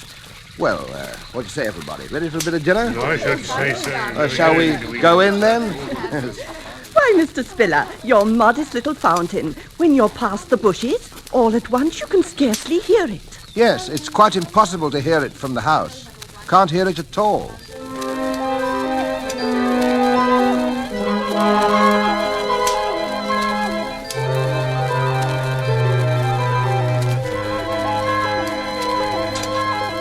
What I says is, you see, you're not Will that be Napoleon all either. then, sir? Yes, thank you, Masters. An excellent dinner. My compliments to the cook. Yes, sir. And coffee in the drawing room, Masters. Very good, sir. Well, shall we adjourn? Shall we what? Oh, go into the drawing room, you know. Quite a talk, ain't you, Marty? Big change from the old days, adjourn to the drawing room. What would you think, Mr. Spiller, about a rubber or two of bridge? That's an excellent suggestion, Mrs. Digby. Excellent. Good thing I don't play, ain't it, Archie? See, I'm counted out before the start. Oh, Mr. Gooch, I'm so sorry. Do take my place. I'm really very tired. No, thanks. We don't play bridge where I come from, and neither did Archie. Though I see he picked it up quick enough once he... Yes. It's never too late to learn, you know. No. Mind you don't play too long. But I want to talk to you before this night's over, my lad. Yes, of course, Sam. Yes. I'll be waiting for you up at your precious fountain, absorbing the beauties of your precious moonlight. And I don't want to wait too long, see? Right you are, old boy. Yeah. Where's the fellow masters? Was there something you wished, sir? Yes. Give me a handful of those Coronas. Only the best for your old pals, eh, Archie? Yes, of course. yes, of course. See you later, folks. Maybe. Well, Mrs. Digby, shall it be you and me against the youngsters? Daddy. Yes, dear? Will you tell me why you put up with that man? Gooch? Oh, no. He's not a bad sort, really. He is a bad sort. He's a rude, unpleasant, terrible man. Well, he's an old friend, you know. Not much a chap can do. Oh, Daddy, you're so soft-hearted. But if you can't do anything, I can. No, please, dear. He'll be gone in a day or two. In high time. What does he mean talking to you that way in your own home? Shall we cut the deal? Yes. Shall I? Well, I don't care. You shan't put me off. This is the last time that man's going to come into this house. I wish it were. Boorish, nasty. I just can't stand him, Daddy. Come now, dear. He's not as unpleasant as all that. What?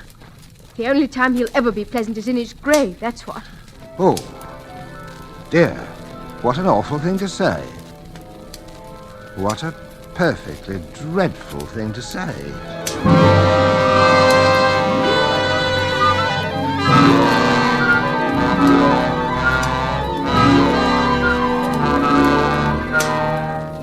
Tonight for Suspense, Roma Wines are bringing you as star Mr. Charles Lawton, whom you have heard in the first act of The Fountain Plays, tonight's tale of suspense.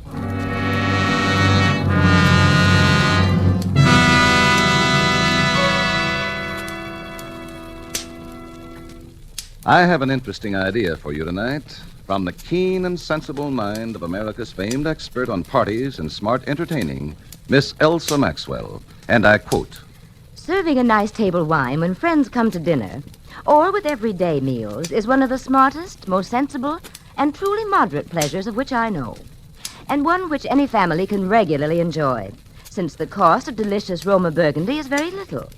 Just serve your Roma Burgundy well cooled. Enjoy it with any food, and don't worry about special glasses. Any glasses available are perfectly correct. The goodness of the wine, the added enjoyment of your food, these are the things that count."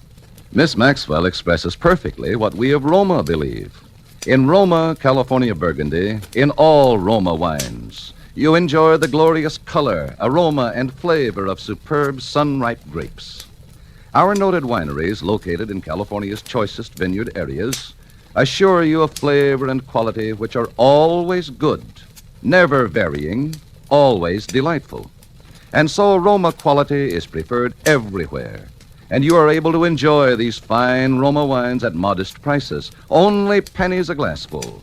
Remember, more Americans enjoy Roma than any other wines. R-O-M-A, Roma wines. And now it is with pleasure that we bring back to our sound stage Charles Lawton as Mr. Archibald Spiller in The Fountain Plays, a tale well calculated to keep you in suspense.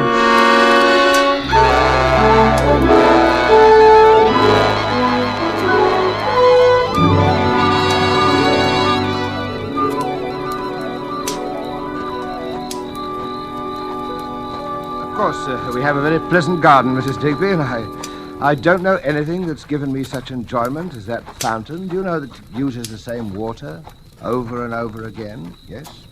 It shows you, doesn't it, Mrs. Digby?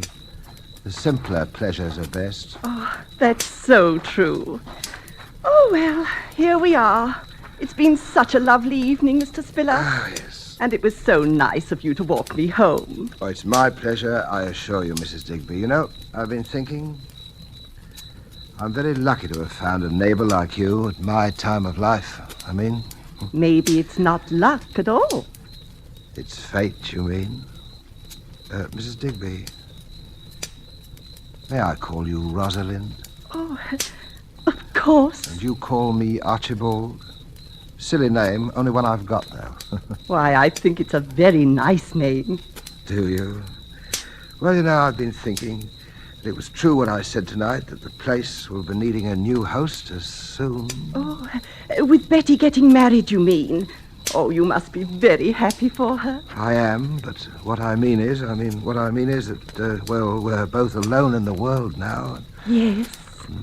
And, Rosalind, there's something I want to talk to you about soon. I can't just now. There are arrangements I have to make, but I want to talk to you very seriously. Well, I'll always be here, you know. But it's late now. Yes, it is, yes. Well, good night, Rosalind. It has been a lovely evening. Good night. Good night, Archibald.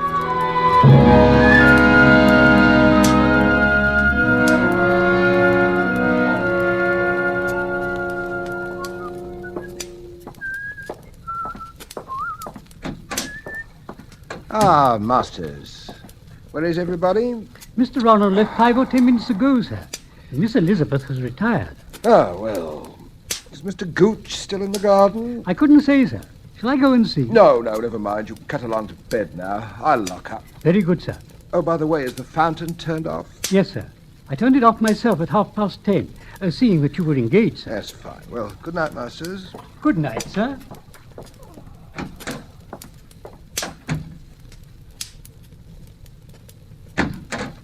Oh, confound it. Oh, hello there.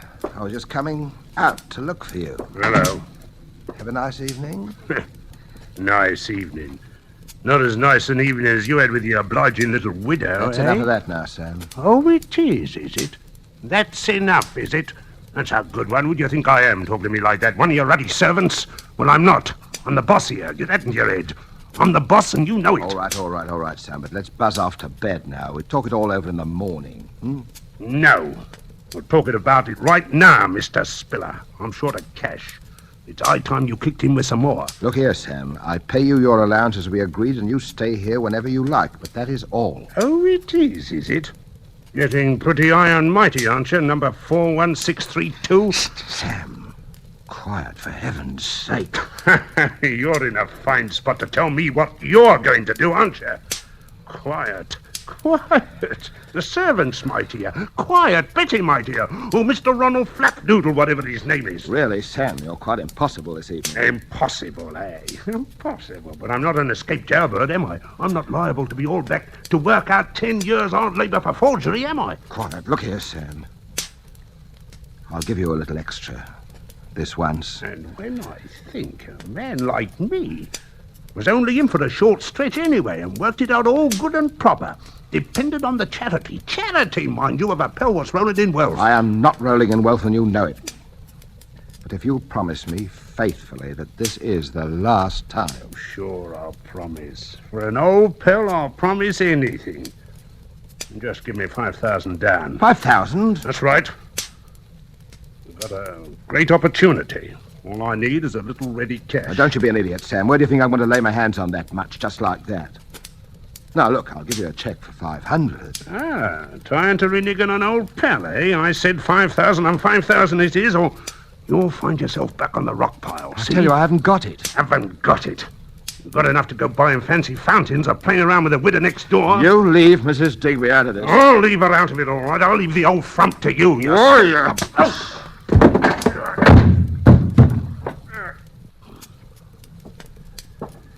Sorry I had to do that. I told you that was enough of that, and I meant it. Now pull yourself together and go to bed. I'll talk to you in the morning. Do you hear me? Sam? Sam? Ah, come on. I didn't hit you that hard. Get up on your feet now. Sam? Sam?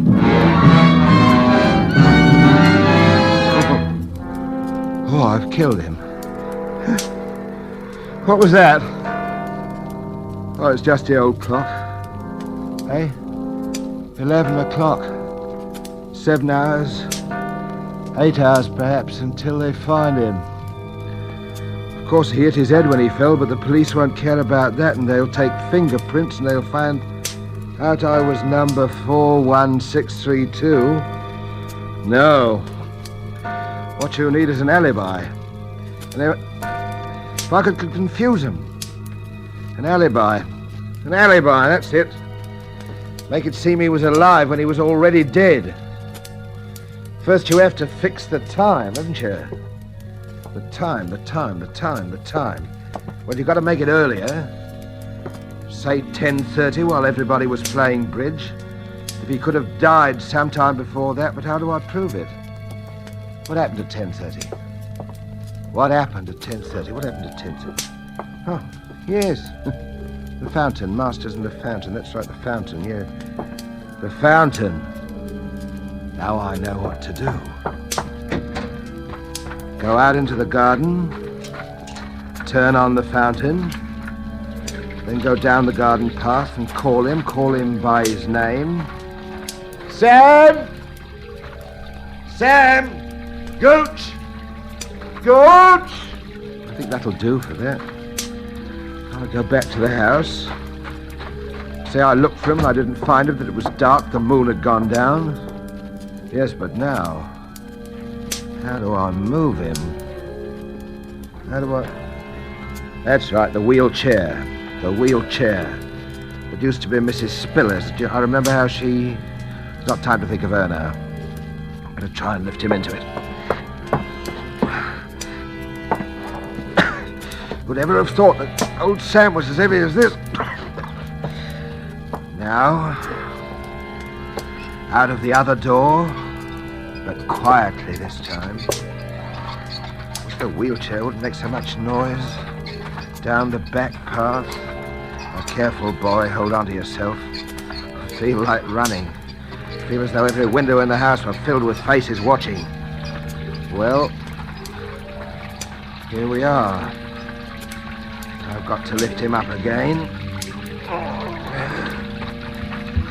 Yeah. Lay him down on the edge of the fountain. Put one hand in the water. Put the bruise on his head, right up against the stone corner of the basin. A bit to the right. That's better. He was half blind anyway, and he fell. And now it's done.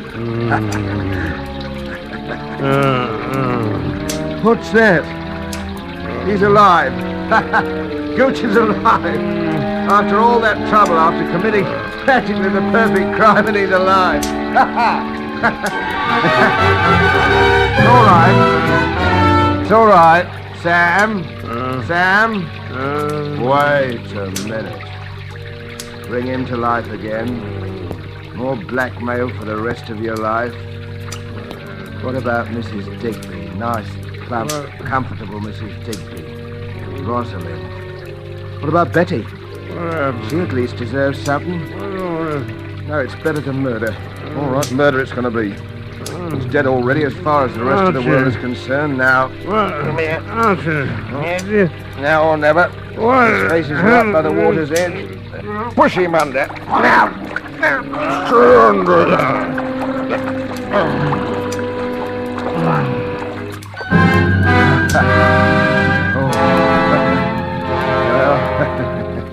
Now it's done. Now it's done, Mr. Spiller. I suppose I ought to feel remorse. Why should I feel remorse? Does the mouse feel remorse that the cat's killed? Nah. Does the prisoner feel remorse when he leaves his prison? Nah. It's done and it's well done. There's nothing left but the finishing touches now. Well, we take back the wheelchair, let the fountain run another hour, and then to bed. Why should I feel remorse? Nonsense. Congratulations would be more like it. Yes, that's right. Congratulations, old man. Doesn't it turn cold?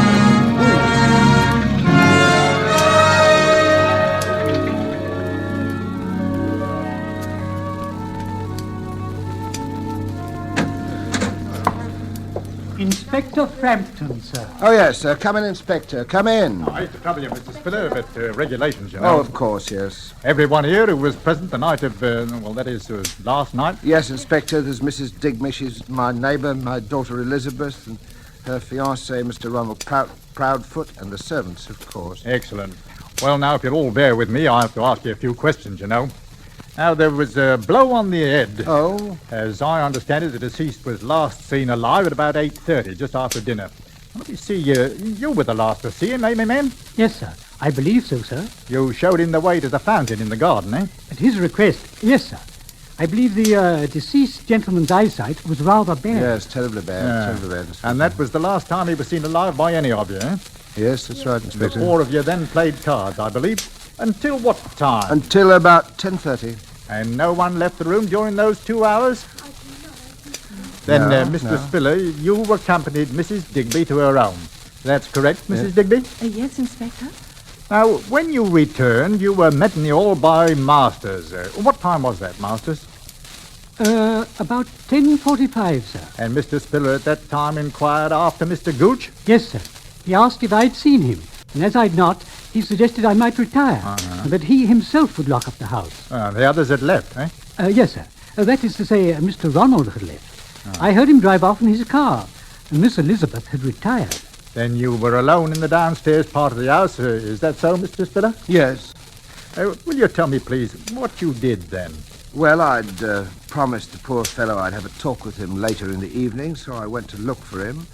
I went down to the end of the garden by the fountain. But you didn't go through the lilac hedge to the fountain? No, I didn't. It was dark by then. I couldn't see. I called Gooch several times. Did anyone hear Mr. Spiller call? I did, sir.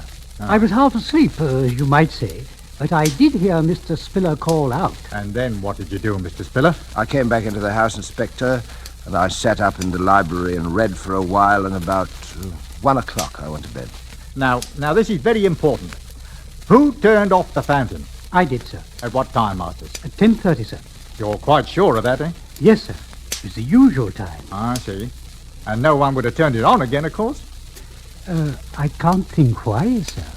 I see. Well, I think that makes everything very clear, Mr. Spiller. When the body was found, it was still wet from the spray of the fountain. Therefore, death must have occurred some time before the fountain was turned off at 10:30. Yes. And as all of you here were occupied up until then, from the time the deceased was last seen alive... Oh, of course, it is an accident. I said it was from the beginning. Well, it might have been either, you know. There had been a blow and there was water in the lungs, but the man apparently fell, missed his footing due to his poor eyesight and struck his head, falling into the water from which he was unable to rescue himself. Well, it does seem the obvious conclusion, doesn't it? My. Poor fellow, dear me. Well, thanks, everyone. I don't think we'd have to trouble you again, Mr. Spiller. I hope not. Thank you, Inspector.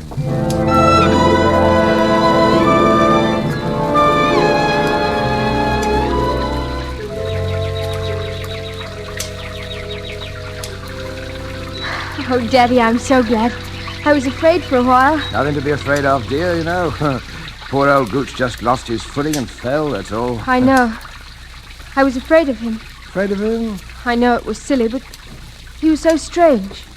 I thought he had some sort of hold over you. Nonsense, darling. He's just an old friend, and I'm a sentimental old fool, and... You're an old dear. But I got to run now. Off with Ronald? Yes. Daddy, are you going to be awfully lonely when I've gone? You know I'll miss you. Maybe Mrs. Digby? Now, my girl. She's such a darling, Daddy. She is rather nice, isn't she? In fact, I thought I might pop over to see her this afternoon, as long as you're going to be out. Daddy, I knew it. I won't keep you another second. Ask her over to dinner. Perhaps I shall. You be on time, though. I will. Goodbye, Daddy. Beg pardon, sir. Oh, Masters, yes? If it's convenient to you, sir, I should like to have my bedroom changed. I should like to sleep indoors, in the main house. Oh, why is that, Masters? I'm a very light sleeper, sir, and noises keep me awake. Noises, Masters? The weather vane, sir, above the garage. When the wind changes, it creaks. Well, a little oil, perhaps. I hardly think that would do, sir, because when the wind changes, there are other noises.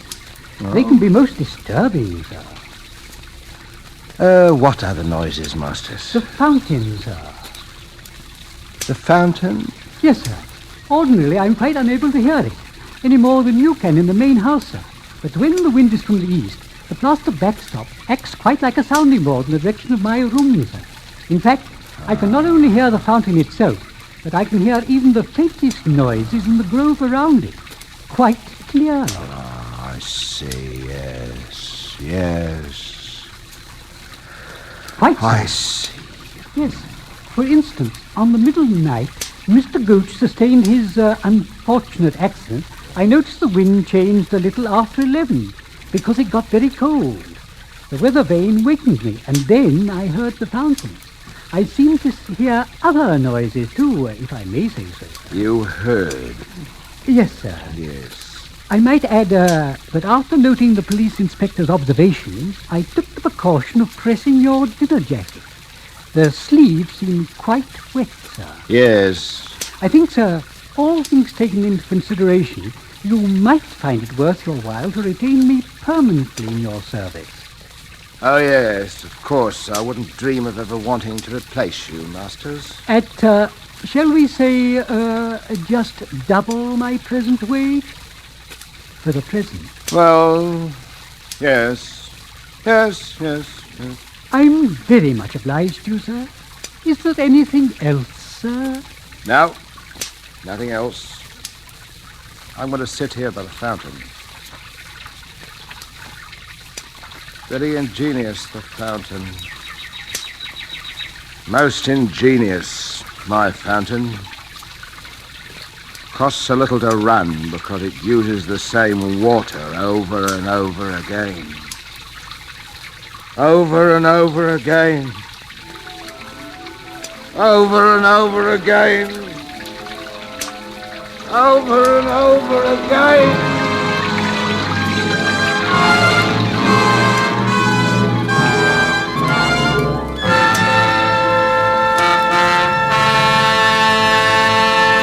And so closes The Fountain Plays, starring Charles Lawton, tonight's study in Suspense. Suspense is produced and directed by William Spear. The other day, Elsa Maxwell told us about a friend who had lived many years in wine-loving countries around the world. I gave him some of our delicious Roma, California Burgundy at dinner, and he confessed to me that he thought it every bit as enjoyable as any he had ever had. So I say, you people who do not regularly serve Roma wine are missing one of the most delightful treats daily living can offer. It's so good, so smart, yet so very simple. Take Miss Maxwell's advice. Enjoy Roma wine regularly. It's always good, unvaryingly fine in flavor and quality, and only pennies a glass. Remember, more Americans enjoy Roma than any other wines. Roma, R-O-M-A, Roma wines. Next Thursday, same time, we will have the pleasure of bringing to you Mr. Cary Grant. Make a note now for next Thursday so you won't miss Cary Grant's performance in Suspense.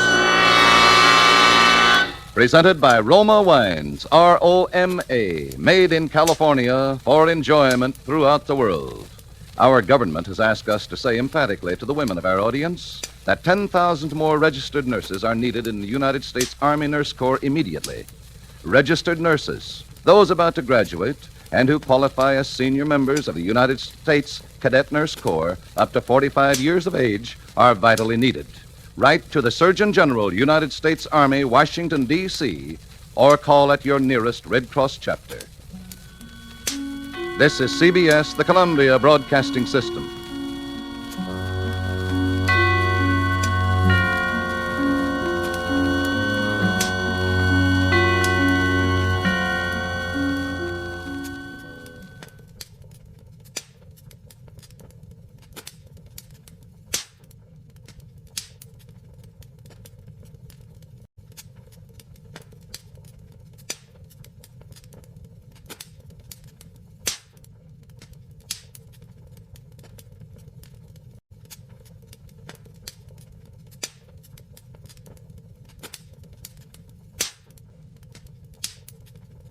Now, the Roma Wine Company of Fresno, California presents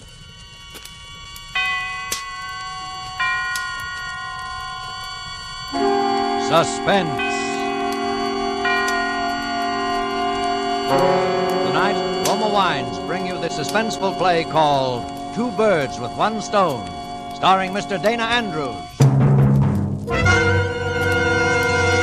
Suspense is presented for your enjoyment by Roma Wines. That's R-O-M-A, Roma Wines. Those excellent California wines that can add so much pleasantness to the way you live, to your happiness in entertaining guests, to your enjoyment of everyday meals. Yes, right now a glassful would be very pleasant, as Roma Wines bring you a remarkable tale of suspense. And with Two Birds with One Stone, and with the performance of Mr. Dana Andrews, Roma Wines hope indeed to keep you in suspense.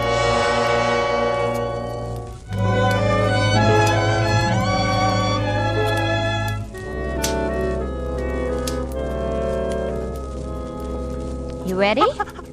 That's the boy. Shh, not so loud. Not so loud. We want to surprise him. You don't want him to hear it before his birthday, do you? All right. I'll put the recorder on, and you're only to speak when I tell you to. Now, do you understand? Now, here we go.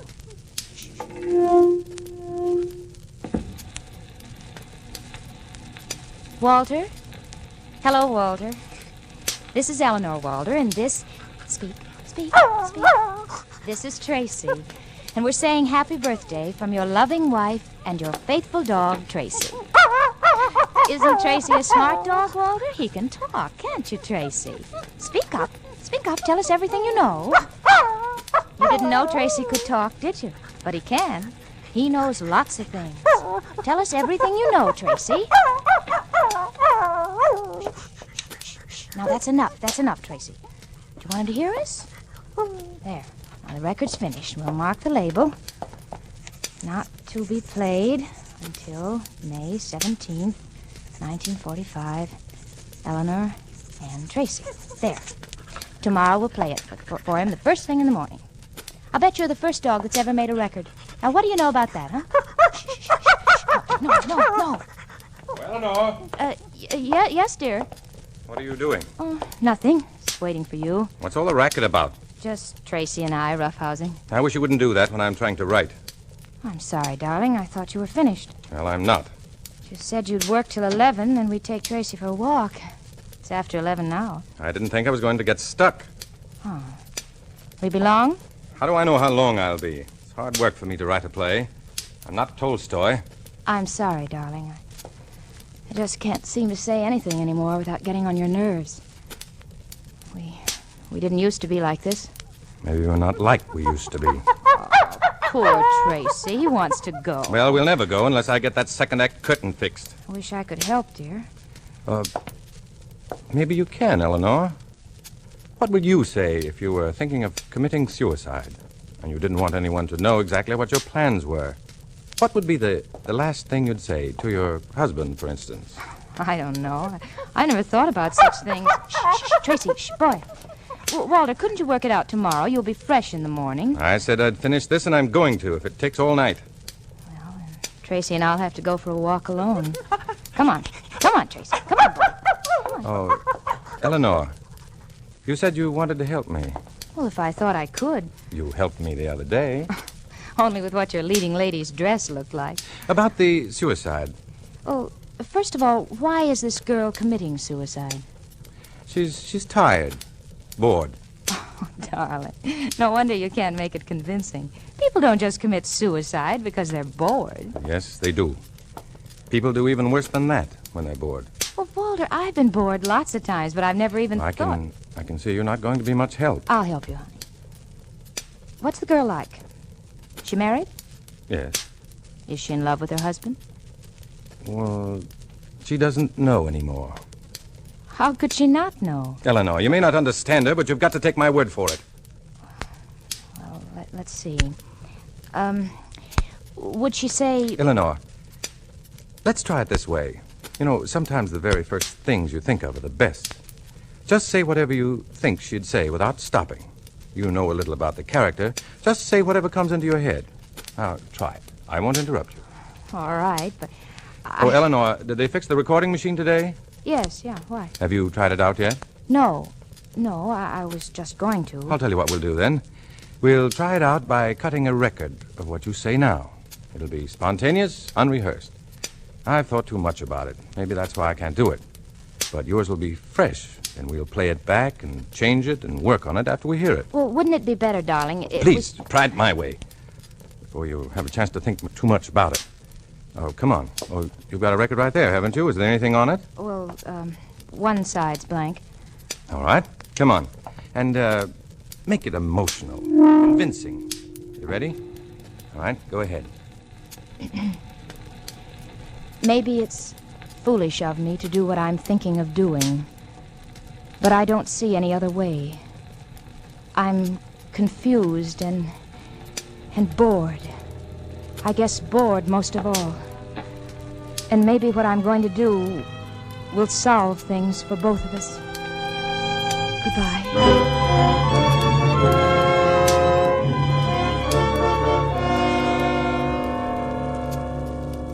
Well, that was good, Eleanor. I can get a lot of ideas from that. Is that the end of the record? Yes. You see, you have helped me after all. I thought it was terrible. I'm no writer, Walter. It was all right. Well, of course, I may change a word here and there, but it was all right. Really? Well, can we go walking now? Yes. Get your coat. All right, baby, all right. Here we go, here we go. Eleanor, would you mind if we left Tracy? Huh? Oh, why? I feel so tired. I thought I'd like to stop at Joe's for some coffee. We can take him in with us. No, we can't. Remember what Joe said last time we had him in there? Oh, yeah, I'd forgotten. I don't see why he has to act that way about dogs. We just spoiled Joe. Just because he gave you music lessons as a child, he thinks he can treat us any way he wants. No, Eleanor, he has his customers to think about. People don't like to have dogs hanging around an eating place. It isn't Joe's fault. Oh, poor Tracy. He knows he's not wanted. Well, that's the way Joe feels about it. We'll only stay a few minutes, and then we'll come back for Tracy. All right, I suppose we have to. Tracy, you wait now. We won't be long, then we'll come back for you. Oh, we'd take you now, boy, but we can't. Look, Walter, it's almost as if he understands. Yeah, I expect him to up and answer you one of these days. Oh, come on, huh? Let's go so we can hurry back. We'll only be 20 minutes, boy. Did you see him look at the clock? I thought I saw him look at his wristwatch. Fool, come on.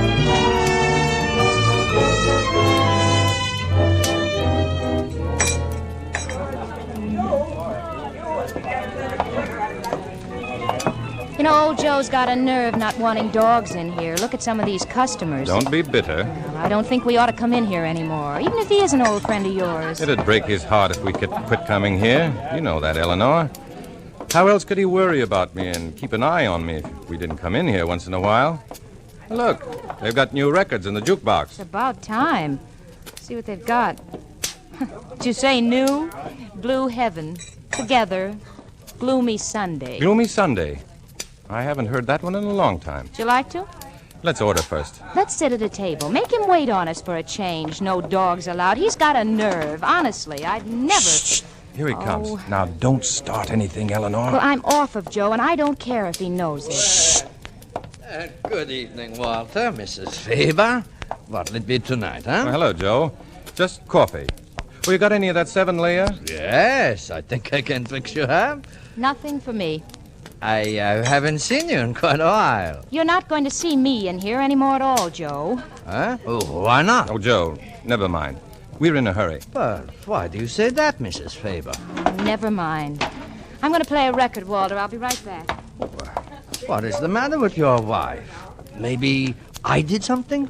No, Joe, it's nothing you've done. But you notice it, too. I notice what? How depressed she is. Yes, but why? If you could understand women, Joe, you wouldn't be in this business.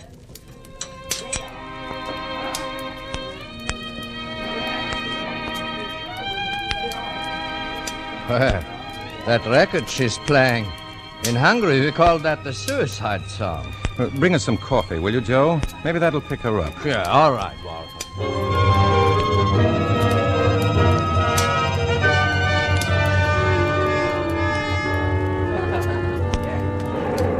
Well, even if you don't like old Joe, you've got to admit he certainly bakes a wonderful cake. I'm not interested. Let's go. What's your hurry? I don't like this place, and I'm not coming back anymore. Shh, not so loud. I don't care if he does hear me.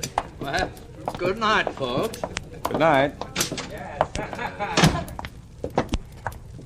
Where are you going? We have to go back after Tracy. Look, Eleanor, it's starting to rain. If we go back now, we won't get our walk in at all. Oh, Walter, but we promised him. Let's just run down by the wharf, shall we? Then if it doesn't rain too hard, we can go back for Tracy. Oh, maybe you're right. Gee, it is beginning to come down. Come on. The river's wonderful when it's raining. Well, maybe we better go back. We won't get wet if we make it a quick one. Come on. Walter, let's go back, Walter. Come on, Eleanor. Come on. Walter.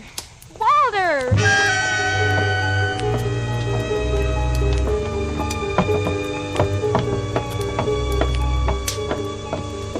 Walter.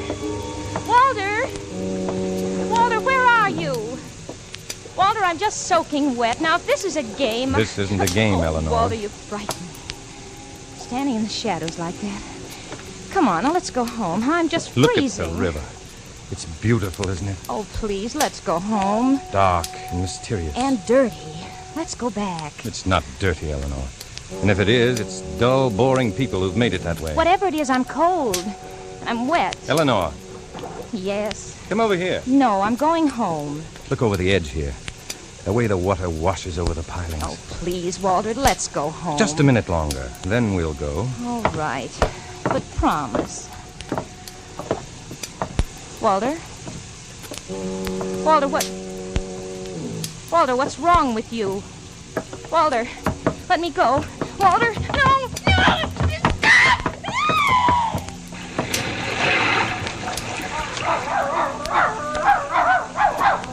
Tracy!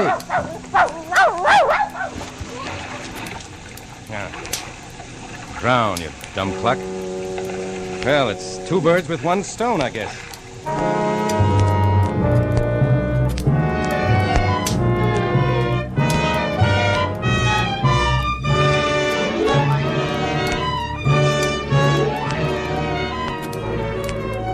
For Suspense, Roma Wines are bringing you as star Dana Andrews, whom you have heard in the first act of Mel Donnelly's Two Birds with One Stone, which is Roma Wines' presentation tonight of Suspense.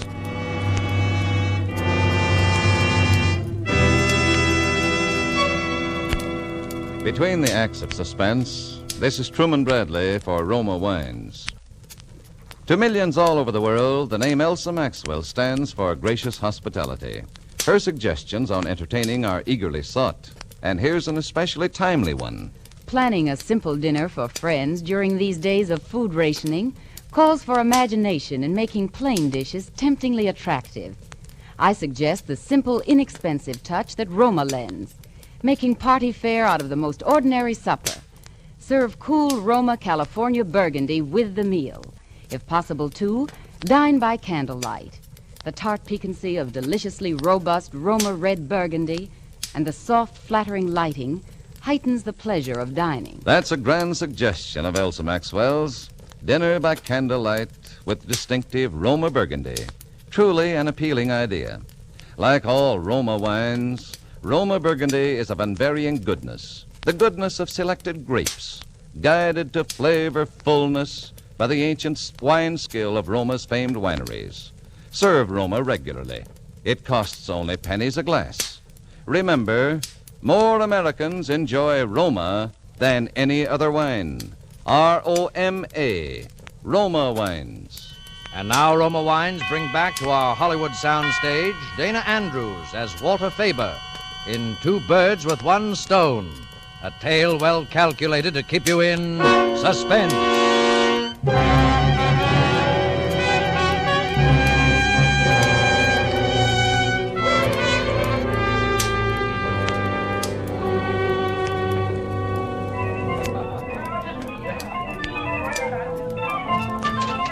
Joe! Oh, what's the matter, Walter? Have you seen my wife? Well, not since you were here a while ago. She's disappeared, Joe. What do you mean? We went for a walk after we left here. In the rain? She insisted. You saw how she was acting. Yes? Well, she got away from me down by the wharf. I couldn't find her. I thought maybe she'd come back here. I haven't seen her, Walter. Joe, will you help me try and find her? Oh, sure. Nick, I'm going out. Take over, will you? I can't think of any other place to look. What am I going to do? She will turn up. Don't worry, Walter. I don't know. She's been acting so strange lately. What about the dog? What do you mean? Was he with her? Oh, yes. Yes, he was. She'll be all right then. You look after her. Let's go to your apartment. She might have gone back there. Might as well, I guess. But she was sore at me. I don't think she would have gone back home. We'd better have a look anyway.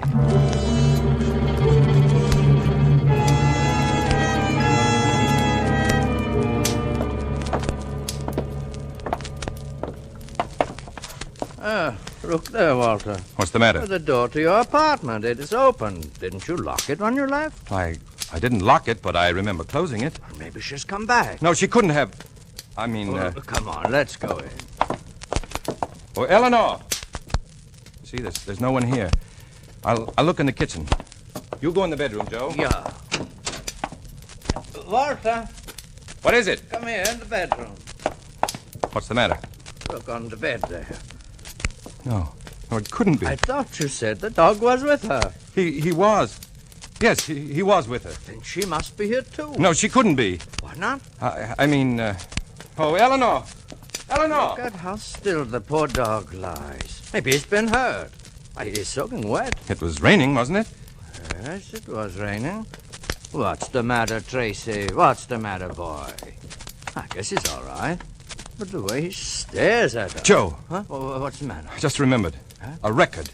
She made it tonight, just before we left the house. She wouldn't let me hear it. She wouldn't tell me what it was, even. She said I could listen to it after we came back from our walk. It's in here, on the machine. We'd better play it, Walter.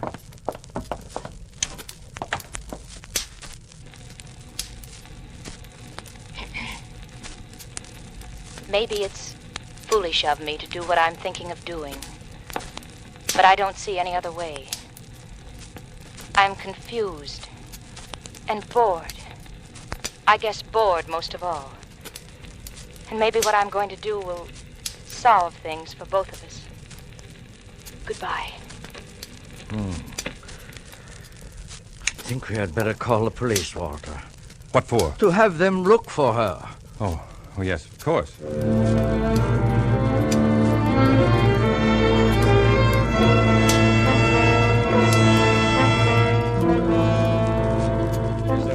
You can think of, Mr. Faber?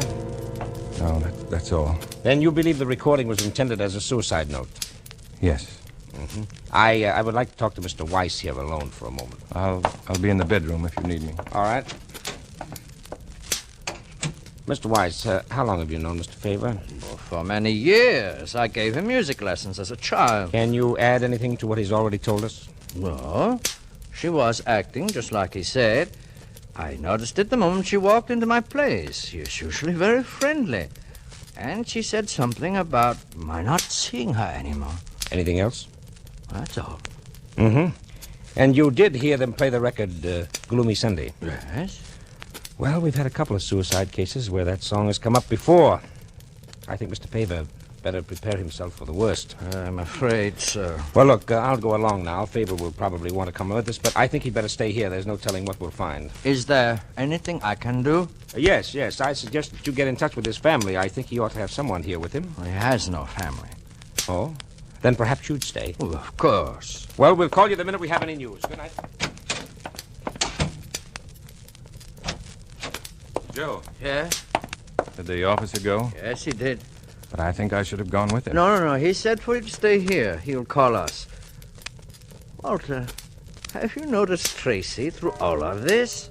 What about him? I don't know. It's depressing just to look at him. That's because you don't like dogs, Joe. No, you're mistaken, Walter. I do like dogs. I never did know why you asked me to tell your wife not to bring him into my place anymore. Would you like a drink, Joe? No, thanks. Strange the way that dog follows you around every move you make. It's almost as if he were trying to say something. He's all right. Come here, Tracy. Come here. Come here, Tracy. He was her dog, wasn't he? Yes. She bought him. His eyes are almost like a human's, aren't they? Yeah. Stop it, Tracy. Stop following me around. No. You ought to get hold of yourself, Walter. Yes, I guess I'm pretty upset with all that's happened. Tracy is too. He knows something's wrong. He doesn't know anything. Will you stop it, Joe? Huh? Oh, well, I'm sorry. We both need sleep. That couch is pretty comfortable, Joe. Oh, that will be fine for me. What about Tracy? Well, he usually sleeps on that chair over there. Well, I'll go on to bed. Good night. Good night.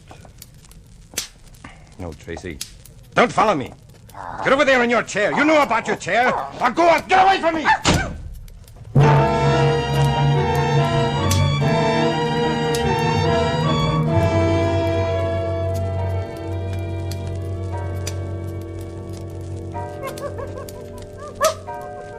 Joe. Joe!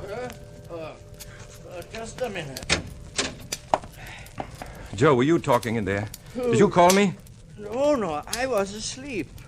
You must have heard Tracy scratching at the door here. Joe, keep him out of here, will you? Keep him in the living room. Yes, I will. Joe, I've got to get rid of that dog first thing tomorrow. Maybe my wife and I will take him. No. Why not? Well, it'd be too hard seeing him around. I don't want to see him anymore. I don't want him around. Well, you better try and get some sleep. You can talk about it in the morning. Yes. Well, good night. Good night. Come on, Tracy. Come on, boy. You'll have to carry him. Pick him up, will you? Yes. Here we go, boy. Say, he has got something sticky around his neck here. He ought to have a bath. I'll get it. You stay in here, Walter.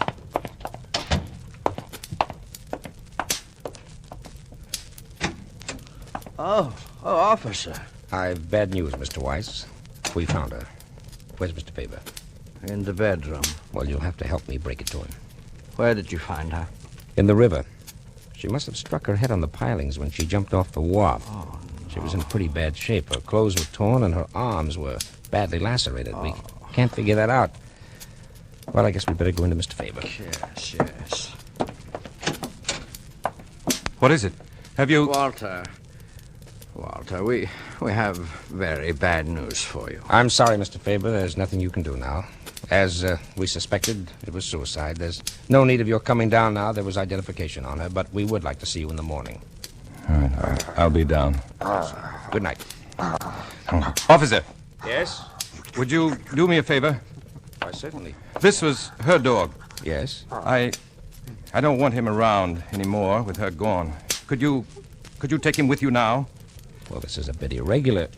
What would you want done with him? Just get him out of here.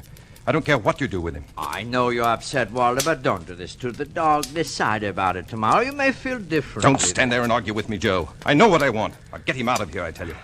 I guess you'd better take him, officer. You will have to carry him, I guess. Yes. Well, it's too bad. They'll probably put him out of the way. Yes, I know. Goodbye, Tracy.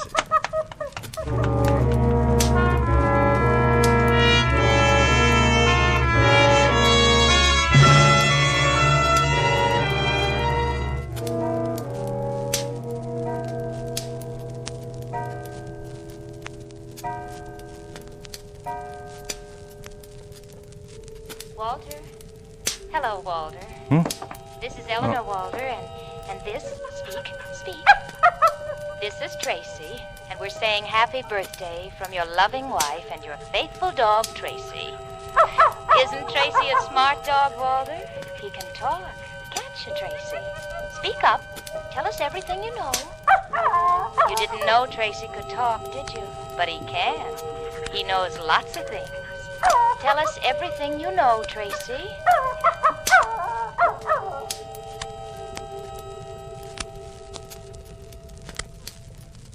Joe! Yes? Joe, did you hear it? Happy birthday, Walter. How did you know it was my birthday? Eleanor told me. Eleanor? No. Eleanor's dead. Walter, you've had a bad dream. Wake up. Dream? Oh, Joe, I dreamt I... What did you dream? I dreamt I murdered her. I mean, Why did you do it, Walter? It was a trick. Why did you do it, Walter? You won't tell anyone, will you, Joe? You won't, will you?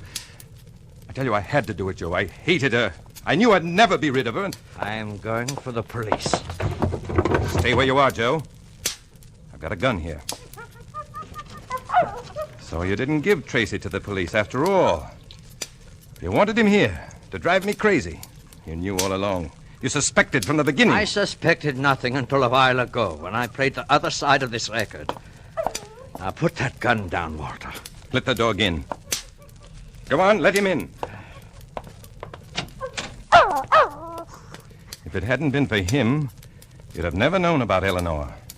But I'm going to fix both of you now. You couldn't get away with one murder. Now I suppose you think you'll get away with two. Pick the dog up. Go on, pick him up. That's right. Now sit over there with him in your lap. Hold him close if you're so fond of him. It's going to be two birds with one stone again. Only this time I'll make it stick. Drop that gun, Faber. If that dog hadn't gotten away from us, you'd have been a goner, Mr. Weiss.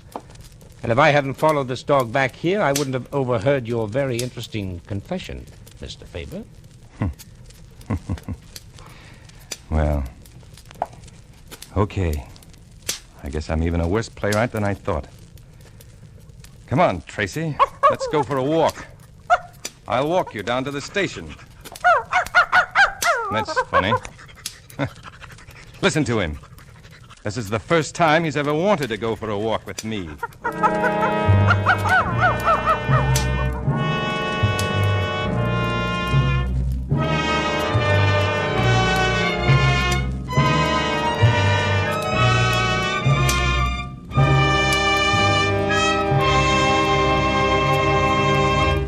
And so closes Two Birds with One Stone, in which Roma Wines have brought you Dana Andrews as star of tonight's study in Suspense. Suspense is produced, edited, and directed by William Spear. Before our star returns to the microphone, let me say a word for Roma Wines, the sponsor of Suspense. The world-famous hostess, Miss Elsa Maxwell, knows all the niceties of entertaining. And she has this to say about simple wartime hospitality. Good friends and good Roma California sherry. These are the makings of a pleasant evening. Roma sherry is ideal for any occasion, before dinner with appetizers or during friendly visits. You and your guests will enjoy the light, nut-like flavor of glorious amber-colored Roma sherry, especially served cool. Delicious Roma wines cost only pennies a glass. Serve them often. Remember, more Americans enjoy Roma than any other wine. R-O-M-A, Roma wines. And the next time you use vermouth, choose Roma vermouth. Zestful, full-flavored Roma vermouth is blended and developed with all the traditional wine-making skill of Roma wineries, is made and bottled in the heart of California's famous vineyards, yet surprisingly low-priced. Try both sweet and dry types of Roma vermouth soon, won't you? This is Dana Andrews. I've certainly enjoyed appearing on this evening's Suspense. And I'll be looking forward to next week's show, which will star my good friend Herbert Marshall. In the meantime, remember this. We've got the biggest home front effort of the war facing us right now. It's buying more bonds during the current 7th War Loan, more than we've ever bought before. Last year by this time, we had 2 war loan drives. This drive, the 7th War Loan, is the first this year, but it must do the job of 2, for there'll be only 2 war loan drives in 1945. So buy more and larger war bonds now. Dana Andrews appeared through the courtesy of 20th Century Fox and will soon be seen in their production, State Fair. Next Thursday, you will hear Mr. Herbert Marshall as star of Suspense. Presented by Roma Wines, R-O-M-A, made in California for enjoyment throughout the world. This is CBS, the Columbia Broadcasting System.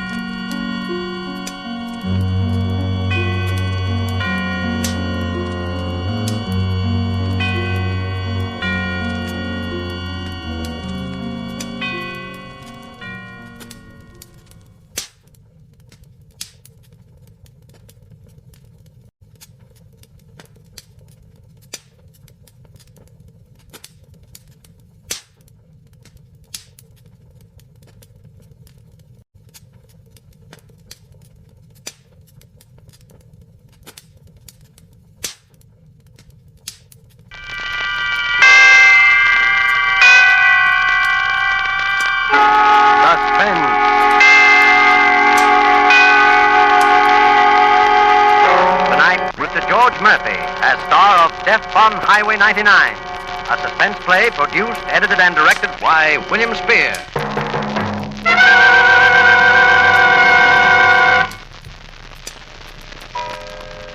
Dear Julie, the clock here in my room has just struck 7, which means I have about an hour for writing this letter to you.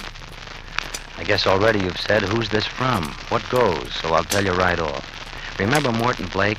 Speed Blake, they called me in high school. The guy who sat behind you in Algebra 2 and Chemistry? Well, that was more than 7 years ago. And I'm writing to you because there's no one else in the world that I give a darn about. There never has been, Julie, since I saw you the first time. Well, I sure had other plans about you, and that's probably a surprise, too, because I never had the nerve to let you know I was alive before. But as it is with me now, this letter is all you'll ever know. A letter telling what a mess I've made of things, what a mess I've made of my life. You see, Julie, it's because I always decided too late what to do, because I always was a coward. That's why I never spoke up and told you back then what I thought about you until it was too late. You married someone else. That's why I'm writing you the last letter I'll ever write. To a girl who can't even remember my face. That's why I'm waiting for Captain Shannon to come and get me. You see, Julie, I'm a murderer. Yes, in just a little while, I'll see the squad car pull up outside, and then all the fumbling and mistakes will be over. But I want you to understand, that's all. Because it really was all her fault, Pauline. Do you remember Pauline? She was that strawberry blonde who hated you so much. Of course, Pauline hated everyone. She was so sharp and mean, not like you. But when you got married, I married Pauline just to show myself that I didn't care. Just because she was there handy and you were lost. It was 5 long years we were clawing each other like two cats tied in a sack. Right up to that last night. She'd gone to a show alone. I picked her up afterwards. I was a little late, so she really began writing. She was in a fine... After another. I tell you, I've just about had my fill, Maud. I've stood as much as I'm going to. As much of what? As much of what? Oh, look, Pauline, I worked late. I'm tired. Now, why don't you just sit there and be quiet? Yes, you'd like that, wouldn't you?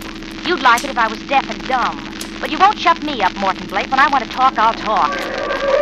What are you stopping for? It's a boulevard stop sign. Oh, isn't that silly? It's almost 2 in the morning. There isn't a car in sight. Oh, Pauline, let me drive the car, will you? All right, sure. Take your time after I waited almost an hour in the cold. You don't care about anybody but yourself. Pauline. What? Look, let's stop kidding ourselves. Let's be honest for 5 minutes. Honest. You're a fine one to speak about being honest. Just wonder if it really was work that kept you tonight. After all, I know a couple of things. Forget all that, will you? And listen. What I'm trying to say is our marriage is finished. You know it and I know it. It was no good before we started. Yes. And whose fault was that, may I ask? I know what you were thinking of then. I know who you were mooning about. I know that. Oh, all right. But why should you and I go on? Why don't we just call the whole thing off? You've been working too hard, Mort. You're delirious. You really think I'd ever give you a divorce? Well, it's as bad for you as it is for me, Pauline. Why not? I got my reasons. But we're wasting our lives. You're still young and pretty, and you could get a much better deal. You think you could, too, don't you, Mort? Oh, I don't know. Well, just because you want your freedom so much, it's no go, see? Because I like to make you squirm, because I loathe and despise you. Do you get me, Mort? Yes, I get you. Pauline, let's don't talk anymore. Let's forget it. Look, you don't have to speed up just because we started... Look, a minute ago I was going too slow. You said... Never mind what I said. Stop going so fast. Well, I'm under the limit. Dry up. Mort, we'll turn over. Oh, I said dry up. But, Mort, there's somebody on the road. Martin! Look out, you're gonna hit him!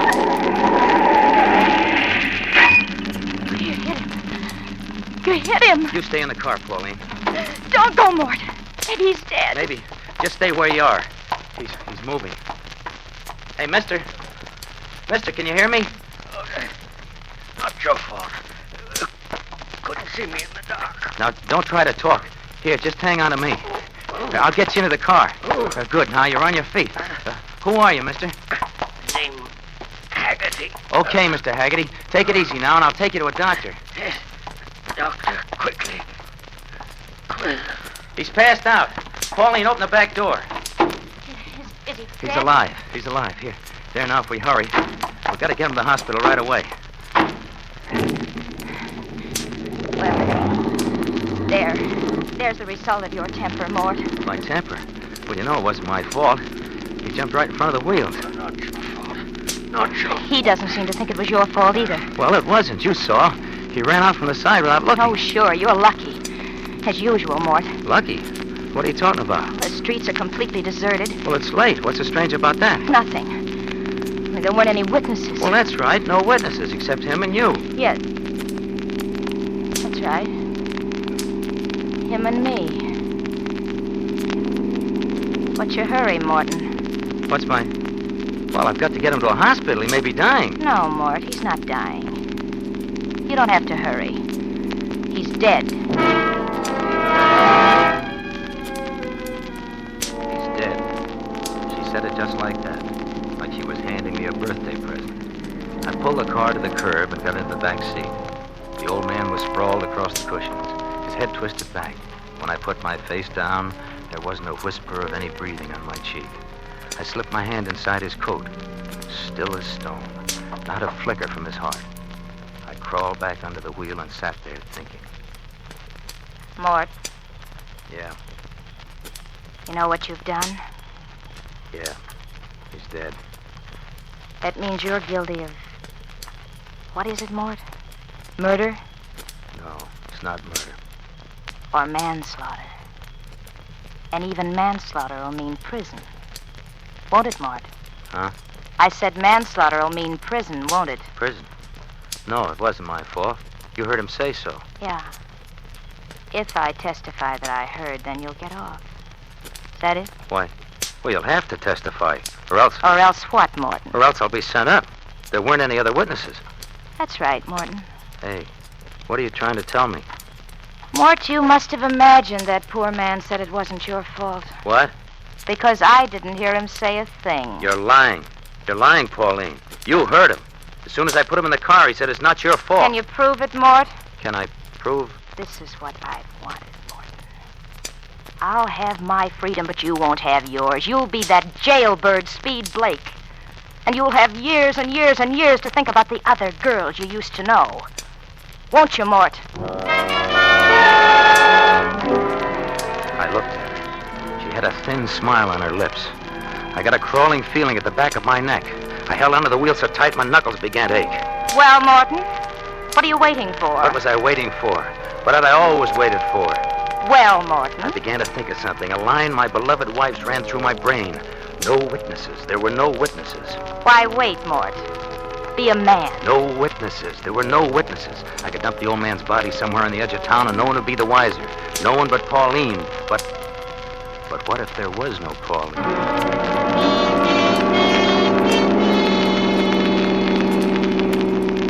Where are you going? This isn't the way, Mort. Morton, look at that speedometer. I tell you, you're going the wrong way, Mort.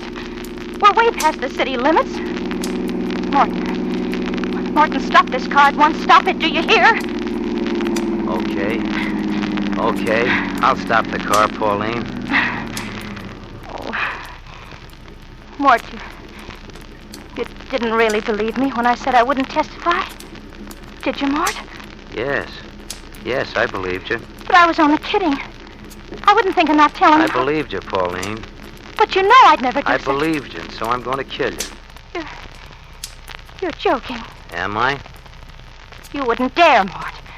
Anyway, how could you? Look outside, Pauline. Did you notice where we are? What do you mean? We're on Austin Bluff. Remember the cliff just ahead? Oh, Morton. Must be at least 300 feet to the bottom. Pretty picture, huh, baby? Oh, please. Come Please, on. Morton. Come on, get out of the car. No. Oh, yes, we're going for a walk, Pauline. A walk in the moonlight. Just you and me. After 5 years, we ought to have a little romance, we two. She didn't budge. Her eyes blazed at me. I got out of the car and closed the door. Walked around to the other side to pull her out. But she locked the door from the inside before I got there. I ran fast, back to the other side. I wasn't fast enough. She'd locked that door. And the back doors, too. She and Haggerty were locked in. Oh, it made me crazy wild to see her little white face in there. The face that had kept me from anything a guy could want in life. Open up. Open up the door. You can't get away. I got the key, so quit stalling. Open up. Stop it! Stop that horn or I'll... Okay, I'll fix that. You won't keep that racket up long, sweetheart. Let's see now. Which is it? There. Got him. You see, Pauline? You'd be smart to come out and get it over with. I pressed my face against the glass. She was crouched down in the front seat. Her eyes watched every move I made. She was trapped and she knew it. I could see Haggerty in the back seat, his head still twisted back. His eyes were shut and his sprawled old body had a look of pain and surprise. Even wild like I was, I felt bad about him, but I had to hurry. Pauline was fooling with the lights, flashing them on and off. I fell around in the ground and I found a good solid rock. I picked it up and I showed it to her. Open up. This is your last chance or I'll smash the window. Okay, whatever you say, baby. Here we go. No! No, Mort, no! Now for that walk. No, don't. Come on. No, don't, Mort. Don't hurt me, please. Come don't on. hurt me. Come on, I'll stop that screaming. Mort! Now, I think it's a clear drop here. No ledge. That's right. You see that glow down there? That's water. Taylor Creek. Clear all the way down. Oh, you want to talk, huh? Okay, talk. You can even yell. No one will hear you now. Mort, I promise I won't hurt you. You're not the kind of person to kill. You can't do it. Mort, you can't do it. Can't I? No, please. You'd be surprised what I can Mort, do, Pauline. please, let me. No, please. Stop it. Goodbye, baby. No. Goodbye. Sweet dreams.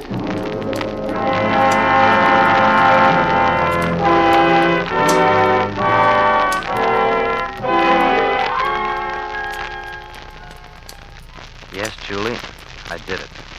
And when you get this letter, you'll be the only person who'll really know why. Who'll know that I'm only sorry that I didn't kill her sooner. All right, so you can't quite remember which guy I was. If I was the tall one or the red-headed one, or if you spoke to me when you saw me in the hall, that doesn't matter to you or to me now. What matters is that I lived with her for 5 years. 5 years that I might have spent at least thinking about you. Well, it was done. I climbed back into the car. The clock on the dash said 20 after 2. I still had to get rid of the old man's body before daylight, so I started driving.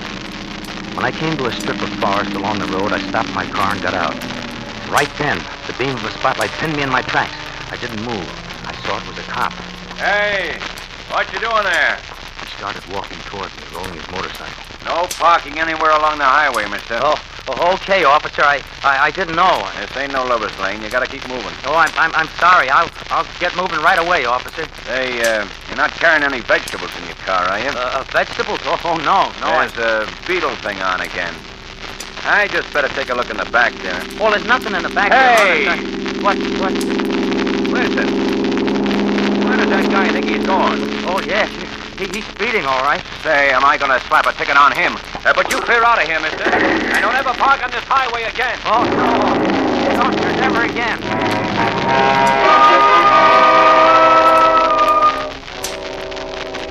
So I took another road and got back on Highway 99. And by then I felt jittery. I smoked one cigarette after another and the sweat was rolling down my face. I found another spot, and this time I made sure I was alone. Then I parked the car and I opened the back door. I reached in for Haggerty's body. He was still limp and warm, and really I was sorry about him. You see, that proves I wasn't a killer. That proves that it was her fault, Pauline. And if she hadn't been like she was, I never would have killed. Not anyone. Well, I got the old man out onto the road, and I left him.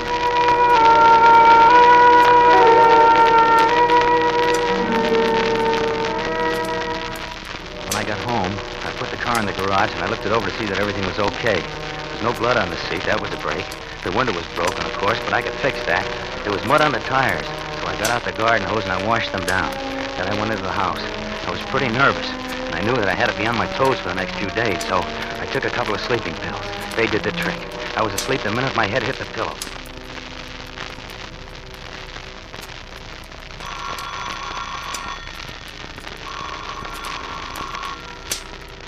The telephone sounded like it was ringing miles away.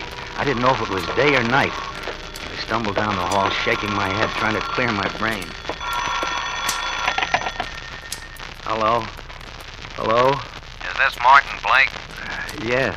This is Sergeant Graham down at headquarters. Yes. Is there anything wrong? I have some bad news for you, Blake. Bad news? Yeah. A report just came in from the East Precinct. A couple of campers found a body at the bottom of the cliff. Yes? Well, it's tough to tell you, but the body's been identified as your wife, Pauline.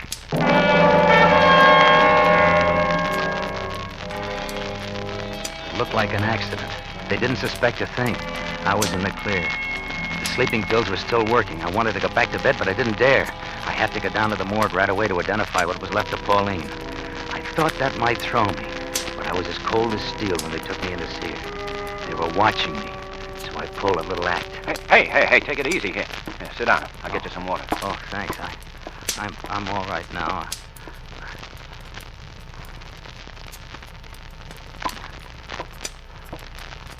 Here, take a swallow of this. Oh, thanks. I guess you must get pretty hardened to these things after a while. Yeah, we see him every day. But I don't know. Never really get used to it. We had another sad case this morning. Another accident? Yeah. They brought in an old fella. Found him on Highway 99. Smacked by a hit-and-run driver. Oh, is that right? Yeah, nasty business. Of course, this old man isn't dead, but still... Hey, you're jumpy. Yeah, I get you another glass. Oh, thanks. You see, seeing my wife, I guess I'd... Sure, I understand. Yeah. Just take it easy. Well... Feel better? Yeah, sure. You were telling me, the old man wasn't dead? No, he, just by luck, one of the boys got a very faint heartbeat when they felt his pulse. We went to work on him fast, and it looks like he's going to pull through. Oh, that's sure a break. For him, I mean. Yeah. He's at the receiving hospital. The report is he's coming along fine. Got a bad smack in the head, lost his memory. Oh. For good? No, they say it's only temporary. Oh. They say when he snaps out of it, he may even remember the dirty rat that hit him.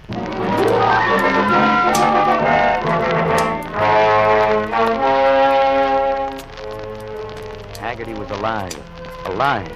Well, of course, I should have been glad. The poor old guy had never done anything to me. But I couldn't think that way then. Haggerty was alive, and he'd remember me. He'd remember Pauline was with me. I almost gave up. I almost shouted, all right, I did it. I killed my wife. But something kept me fighting long enough to get out of there. Long enough to drive to the hospital where Haggerty was. It was taking an awful chance, but I couldn't stay away. I was just walking up to the desk to find out his room number when... Blake! Aren't you Morton Blake? Yes, I am. Well, I'm Captain Shannon from headquarters. I just saw you down at the morgue. Oh, yes, I didn't remember.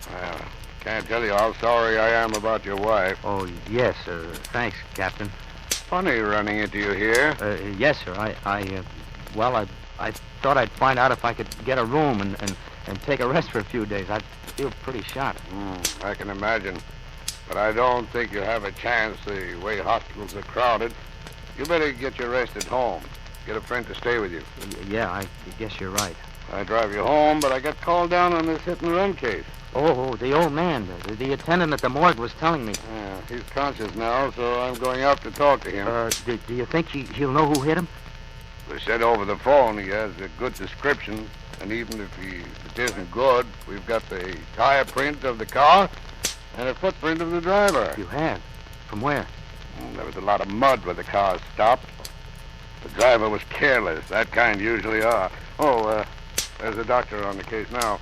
Oh, Dr. Leeds. Yes. I was just coming up to talk to old Haggerty. Yes, I know. Did the nurse tell you he described the driver, Captain? Yes, I'm going to take it down and make the arrest. Fine, but would you mind waiting about 2 hours? The old man's sleeping now, and rest is important to a man his age. Mind, Doctor? No. What's time to me? It's 2 hours more for the hit-and-run driver, whoever he is, to wonder just how smart he really was. And we know the answer.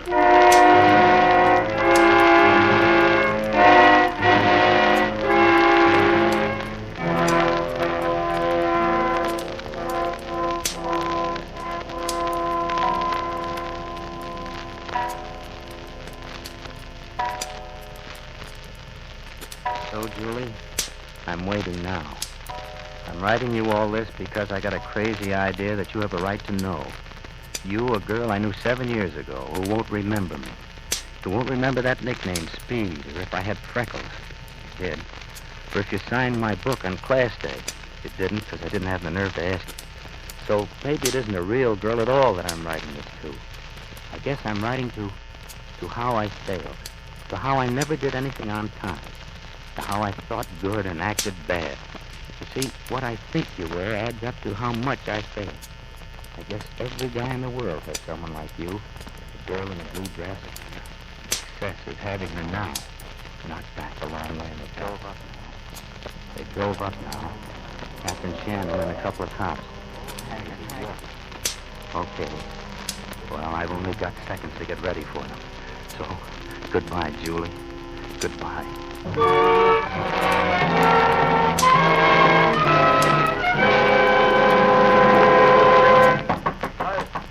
Right. All right, you can come in now. It isn't locked. Yeah, I brought Mr. Haggerty, Blake. I think we all ought to have a little talk. Oh, sure. I know. This is the man, isn't it, Haggerty? Yes, but I told you, Captain, it wasn't his fault. You told him what? Of course. I stepped out and you couldn't miss hitting me. But he left you there. You might have been dying, Haggerty. No, he got scared. I don't blame him. I'm not going to make any charges, Captain, and that's that. Well, I guess that's all, Blake. Oh. You ought to be happy about it. But wait. Didn't he tell you about... What about your wife? That she was with me in the car? Last night, your wife was with you? Haggerty. He didn't tell you? And now it's too late. Well, what's wrong with you, Blake? Somebody get some water. It's too late. I took cyanide when you drove up. It's too late. You see, I killed Pauline. But Haggerty, I know. He didn't see it. He passed out before I put him in the car. It's too late. It's funny about me, Captain. Oh, I was always too late. And they used to call me Speed. Blake.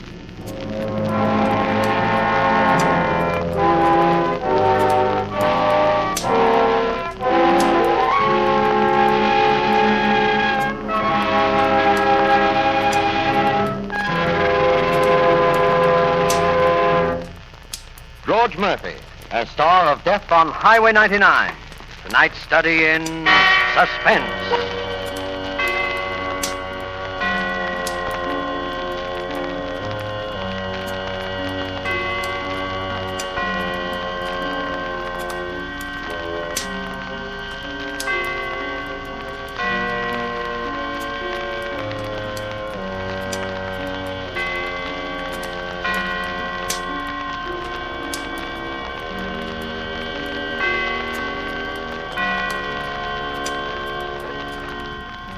This is the Armed Forces Radio Service.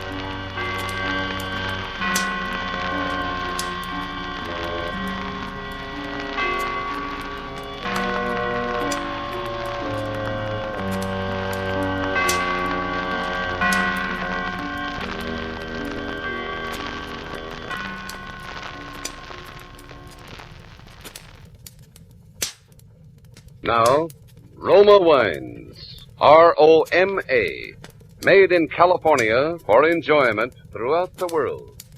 Roma Wines present the MGM star Robert Taylor in Suspense. Tonight, Roma Wines bring you Mr. Robert Taylor as star of The Argyle Album, a suspense play produced, edited, and directed for Roma Wines by William Spear. Suspense, radio's outstanding theater of thrills, is presented for your enjoyment by Roma Wines. That's R-O-M-A, Roma wines. Those wines California wines that can add so much pleasantness to the way you live, to your happiness and entertaining guests, to your enjoyment of everyday meals. Yes, right now a glassful would be as Roma wines bring you Mr. Robert Taylor in a remarkable tale of suspense.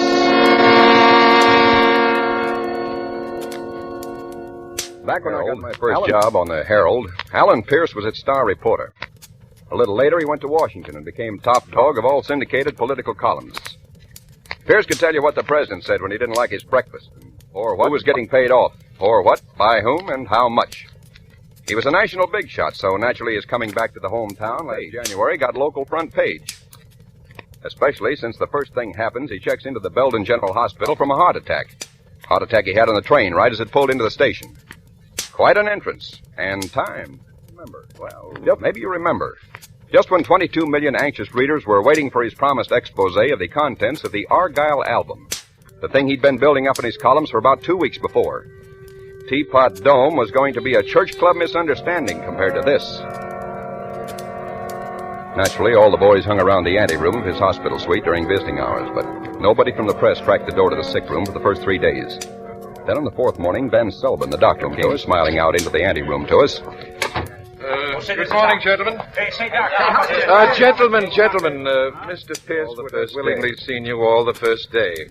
Of course, as his medical advisor, I couldn't permit anything of the sort. However, today I'll allow you to see him one at a time. I suggest that you gentlemen draw straws or something for 10. Except the man from the Herald. Mr. Pierce asked expressly to see him first. The Herald man, that's Is me. the Herald representative here? Yeah, right over here, Doctor. Do you want to come in now? Right with you, Doctor. Pinky, come here. Yeah, Harry. Dr. Van Selben, this is Mr. Melvin Pincus, the Herald's best and, believe me, the quietest photographer. He's very good for patients. I wondered... I'm afraid not Mr. Mitchell.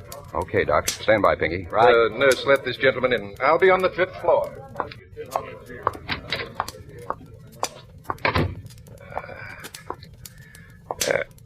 Hello there. Say, you're Harry Mitchell, aren't you? That's right, Mr. Pierce. Just make it Al. Right, Al. So you're young Mitchell. Well, how time flies. I spoke to the old man on the phone. I said, send your next Alan Pierce over.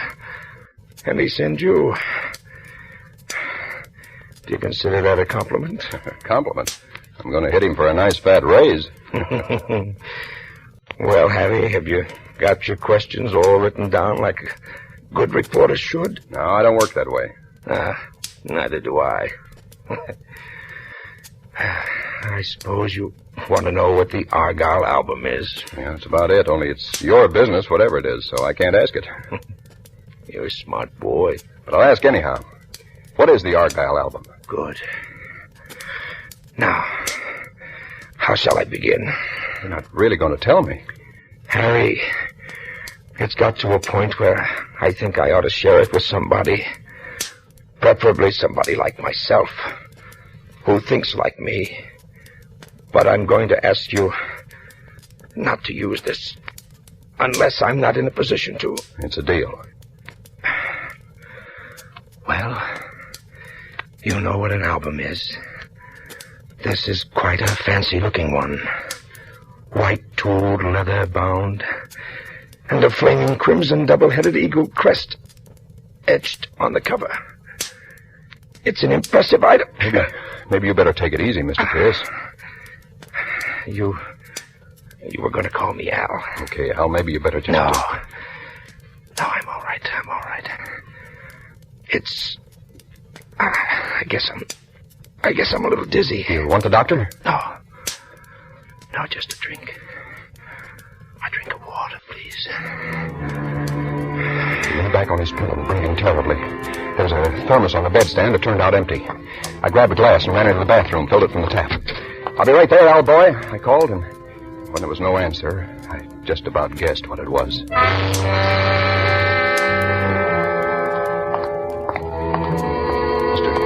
Mr. Pierce. Al. Stood there for a while, feeling awfully bad, thinking awfully hard. I finally figured an idea. Hey, Pinky! Huh? Oh, here I am, General. Is he going to pose? Yeah, he's going to pose. Come on in here. Pinky, look at him. He's dead. Huh? Passed out while we were talking. This is our beat. It's big. It's a scoop.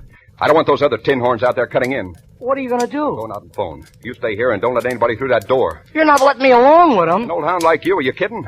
I don't like it. I don't like it. I went out to the pay station in the hall and phoned in the story. Then I found Dr. Van Selvin on the 5th floor and broke the news. Between the 5th and the 7th floor, where Pierce's suite was, we picked up the chief surgeon, superintendent, 4 nurses, and litter bearers and attendants. We went through the anteroom where the reporters were. The newspaper boys smelled something was up. Nobody let them in Pierce's room. The official hospital gang and me barged in and headed straight to the bed where the corpse was. I got a funny feeling. Pinky wasn't in the room.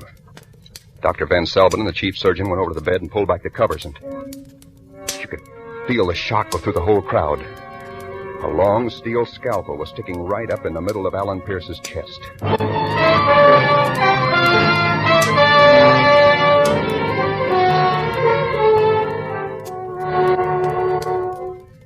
Lieutenant Horselip Sampson, who was top man in homicide, strutted in and took over.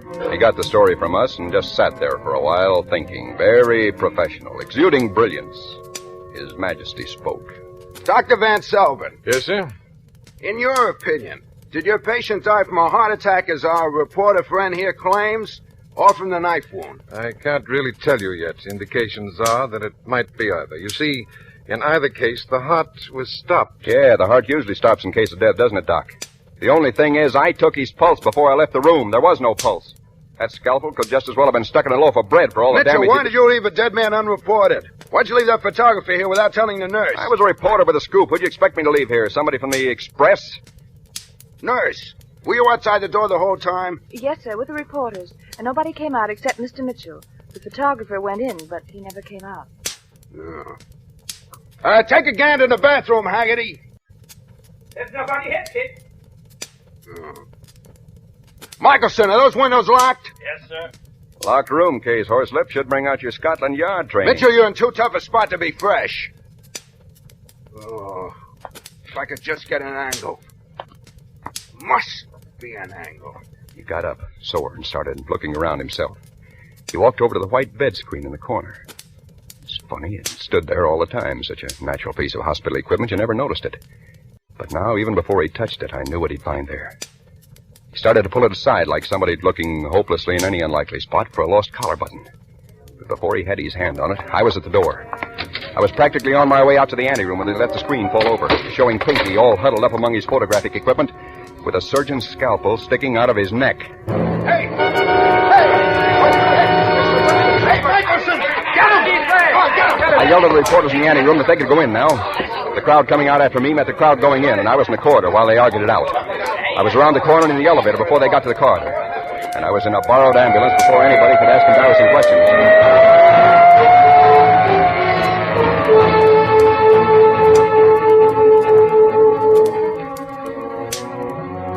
I walked right through the Waldorf lobby and up to the 2nd floor. Nobody said a thing. Time was still with me. I knew Pierce's secretary was keeping suite 213 for him until he was supposed to get out of the hospital. One moment.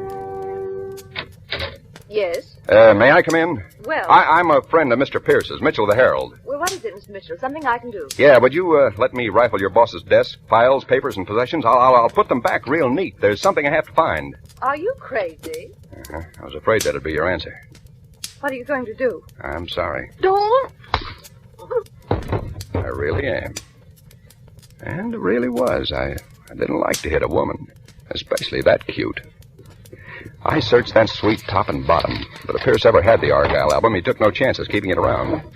I found his personal address book. I figured it was no more use to him, and it might be to me. Now, I needed a place where I could sit down and think. Then I remembered I was carrying a key from my pal Joe Walsh's apartment while he was sunning himself somewhere in Florida.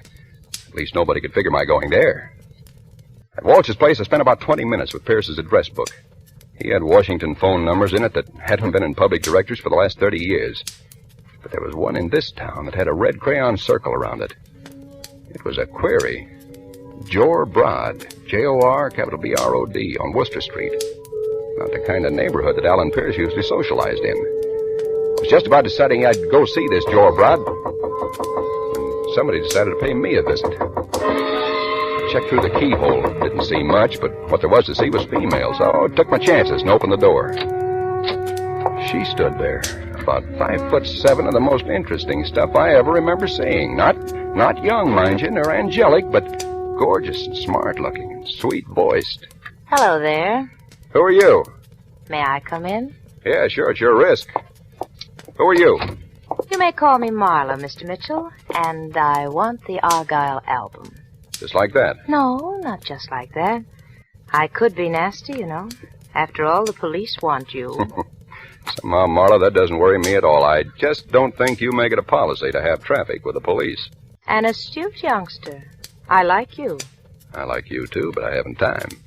I'll give you $500 for it. I don't even know what it is. What is the Argyle album? 10,000. Without a breath, that's some jump. 10,000? I'm really sorry, Marla. That's what I wanted to know. It's not for sale. Well? She moved so casually and directly to the door and opened it so quickly that I hadn't even got out of my chair before her two boyfriends stepped in. The first one looked like a round-faced, pleasant businessman. Hair slightly gray, nice smile. The one who followed him had the square, low-cut, irresistible appearance of a medium-sized tank. Mr. Winter and Mr. Hobry. Mr. Mitchell. How do you do? Mr. Mitchell. Hi, Mr. Mitchell. He's not terribly cooperative. Oh, no? He doesn't perform, not for love nor for money. Very stubborn. Well, she really didn't try love, Mr. Winter. From what I know of Marla, that's hard to believe, eh, Marla? So you're stubborn, Mr. Mitchell. A stubborn murderer. I'll repeat my question. What is the Argyle album? You are a gifted actor. Well, never mind. Forget it, Mr. Winter. Isn't $10,000 enough? That's the best we can offer and still make a profit. Let's not waste time. Have it your way, son. Gil!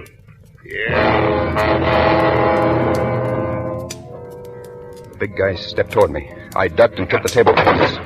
Gil pushed it aside like it was matchwood. His left hand lashed out, and he had the lapels of my coat, and I was lifting until only my shoe tips touched the floor. I was helpless as a baby. He started slapping my face, front hand and back. He kept up and up like a flick on the drums, and the agony was unbearable. He stopped. I waited like you wait between pauses at the dentist's drill, multiplied by 1,000,000. I must have moved suddenly because I saw the small eyes flicker and a huge fist come swinging in my face. I wanted to duck, but I couldn't. My hands were torn from the front of my face, and it came, shocks of intolerable pain like searing flames. Then the flames flickered and went out.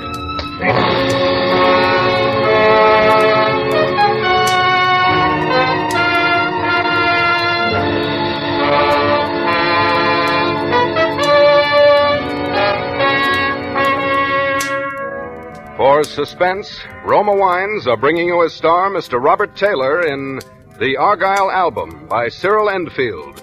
Roma Wines' presentation tonight in radio's outstanding theater of thrills, Suspense.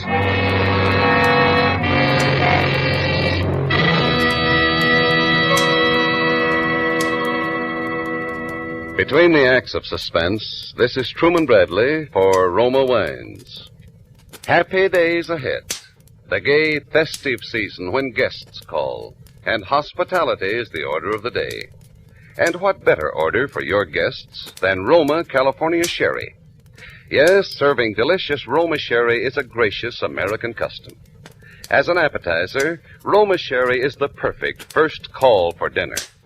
And because Gold and Amber Roma Sherry is a mellow wine with tempting fragrance, natural sweetness, and nut-like taste, it's a delightful treat any time. If you prefer a dry sherry, Roma California Pale Dry Sherry is made especially to suit your taste. For smart hospitality, get both Roma sherries and give your guests their choice. Like all Roma wines, Roma Sherry is a true wine, unvaryingly good always. And Roma's new low prices save you as much as 1/4. Insist on Roma, R-O-M-A, Roma wines, for uniformly fine quality at low cost. Remember, more Americans enjoy Roma than any other wine. And now Roma Wines bring back to our Hollywood soundstage Robert Taylor as reporter Harry Mitchell in The Argyle Album, a play well calculated to keep you in suspense.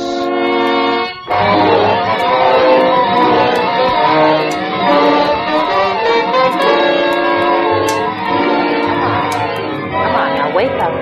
Poor boy, that's right. I was Come on, wake in the up. bedroom of the apartment. Marla was bathing my forehead with a damp handkerchief. That's right. I'll lay quiet until things cleared up a bit. That's it. Rest a little, that's the boy. Marla, Where's the album, darling? Where's the album? I swear I don't know.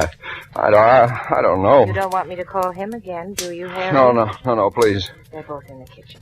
I'm supposed to help you wake up and then call. No, just don't. If you haven't got it, do you know where it is? I swear, Marla, I swear I don't even know what it is. All I know is it's tool white leather or something. You don't? You don't? All right. Here's what I know. Winter found it originally. He was in occupied Europe then.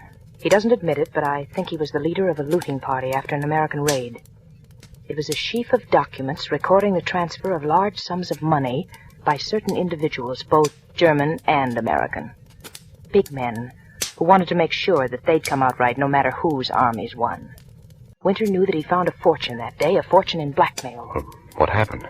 He kept it in a public locker in a bus station. Normally the safest place in the world.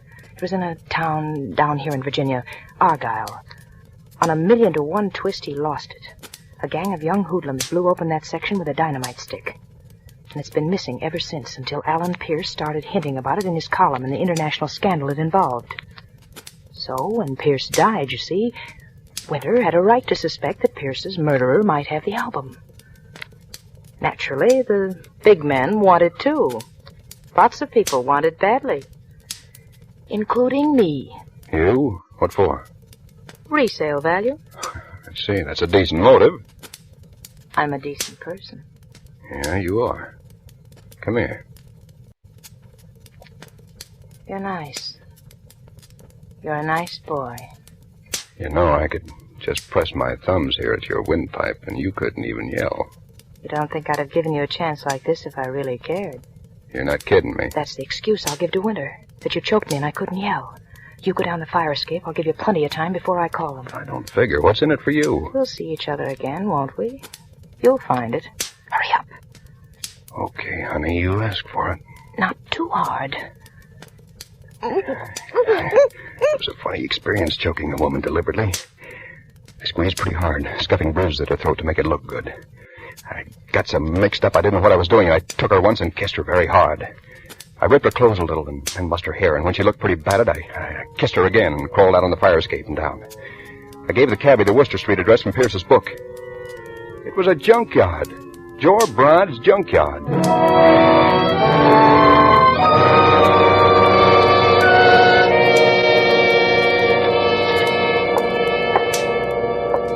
What do you want? Are you Mr. Brod? Jor Brod? That's my name. What do you want? The Argyle album. What? How did you... Oh, I know you. You are that Mitchell guy the police want for the murder of Alan Pierce. If you move, I'll kill you. I got you figured, Brod. You're the fence for all the juvenile crooks around here. Some junkyard. I'm on a lot better terms with the cops than you are, Mitchell, and I'm phoning them right now. Sure. One of your kids brought you a nice white leather book with a two-headed eagle on it. Maybe you stretched and gave him 2 bits for it. Then you found you had something too big for a little guy. You knew it was worth dough, but your stomach wasn't tough enough for big-time blackmail, so you figured a way to be a right guy and still make dough. Sell it to Alan Pierce. Selling's no crime. I'm really guessing, but good, huh? No. You invested the price of a couple of photostats and a train ticket to Washington. You got to Pierce and sold him the photostats and told him he'd have to come here for the rest. There's nothing to keep me from killing you right now. No, I guess not. Sure not. You're a fugitive, aren't you? An escaped killer. They wouldn't touch me. Wait a minute. Don't... Well, don't you even say thanks when your life is saved? Thanks. Nice shot. Don't mention it. Do you wonder how I knew you were here? You watched me take the cab from the window and got the number. I know that one now. You're bright as well as nice. Maybe we can play this game together now that we have the album. Have we? Well, it can't be far in the desk drawer or the filing cabinet. I think we both saw Brod move at the same time. The gun at the edge of his fingers was somehow in his hands again. It wavered weakly between Marla and me. It was like watching a slow-motion movie. Marla didn't waste time. I saw the Swede's little body jump as the slug tore into it, but his gun kept waving, and it went off. Marla sighed and fell down at my feet. She smiled at me once. That's all.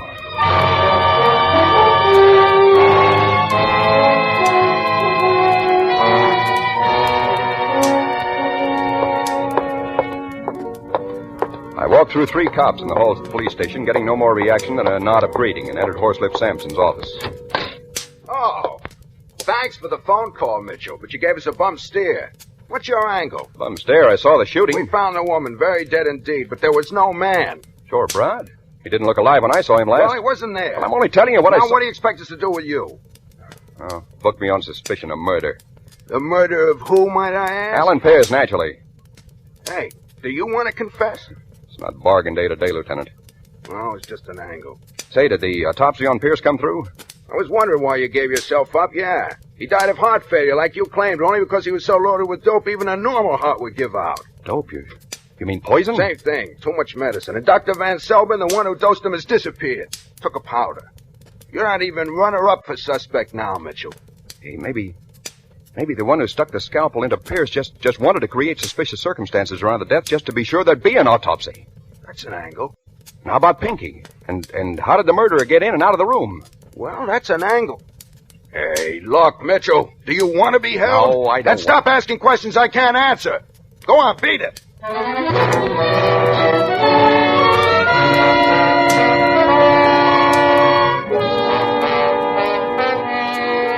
Still wanted to crack it. I found myself nursing a deep belief that there must be equal justice for the murderers of a man I loved, another I respected, and a woman I admired. There was only one place I could figure where to start. I picked my way through Jor Brod's junkyard. The shapes of skeleton cars stood out dark in the moonlight. At the far end of the yard was a lighted shack. I went up to it, almost to the door. Somebody pushed from behind, and my own body knocked the door open. Get in there. Brod was propped up in a chair facing me, his eyes wide. Winter stood beside him, and Gil walked up from behind me alongside. Get in there. Come in, Mitchell. Thanks. Well, Mr. Mitchell, this is a proper ending. Another demonstration of the ascendancy of will. Is he alive? Who? Oh, Brod here. No, not now. He was very weak and had no resistance. But we learned what we needed. He had the album, quite cleverly hidden. But we have it now. Here, want to see it? Thanks. Say, who hired Dr. Van Selbin to kill Pierce? A very powerful and very wealthy individual, most concerned with retrieving the album, Mr. Mitchell. But you didn't want it to be heart failure. You wanted to force an autopsy. That's why you stuck the scalpel into the corpse. That's rather clever of you, Mr. Mitchell. In the hospital, you were dressed as an attendant, right?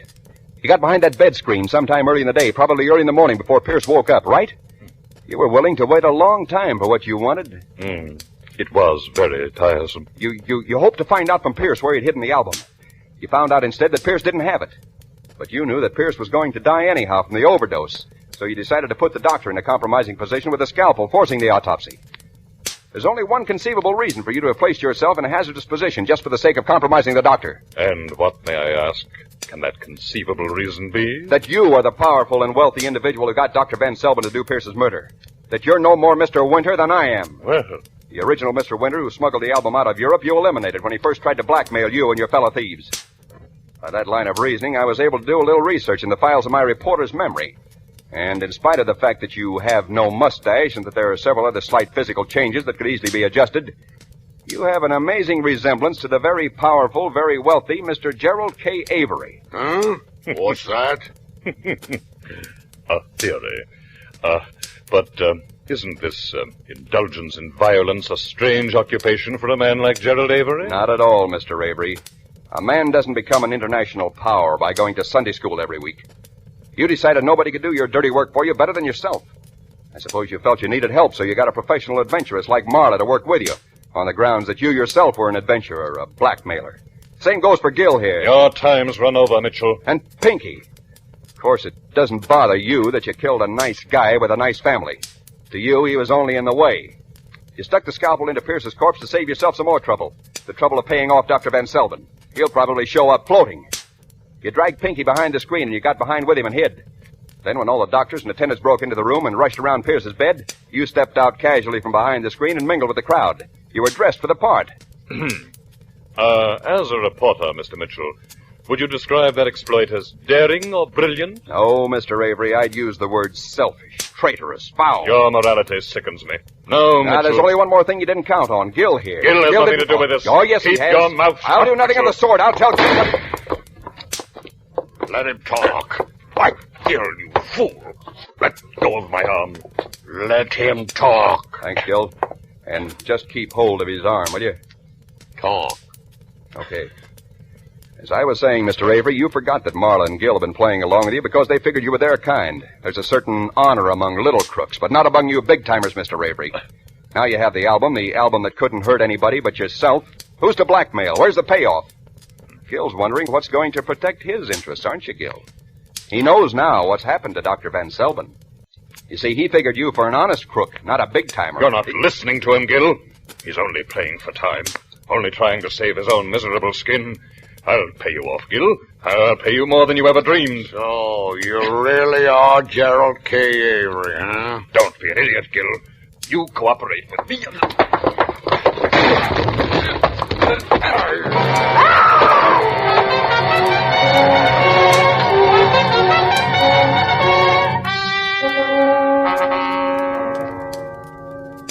That was a bad mistake for Mr. Gerald K. Avery.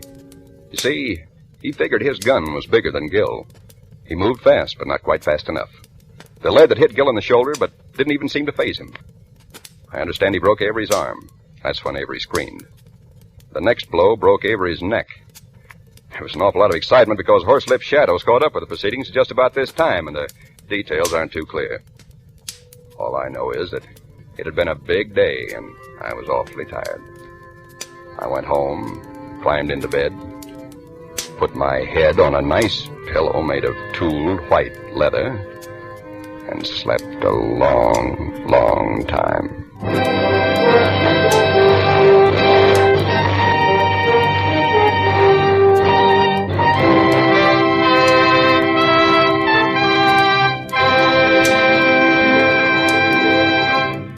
Suspense, starring Robert Taylor in the Argyle album. Presented by Roma Wines, R-O-M-A, made in California for enjoyment throughout the world.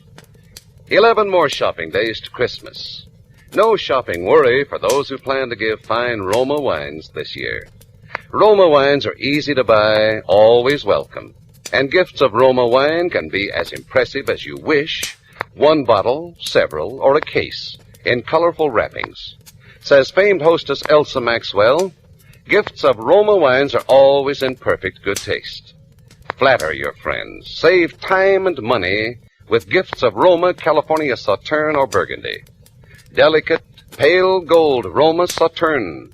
Red, robust Roma Burgundy. Make meals more flavorful, more friendly. Remember, all Roma wines are true wines from selected grapes, unhurriedly guided to taste perfection, then bottled at the wineries in California. Now, Roma's increased sales make possible new low prices. No wonder more Americans enjoy Roma than any other wine. Insist on Roma, R-O-M-A, Roma wines for good living, good giving.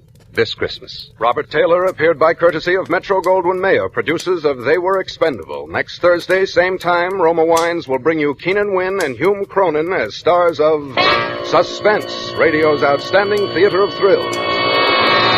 Produced by William Spear for the Roma Wine Company of Fresno, California. This is CBS, the Columbia Broadcasting System.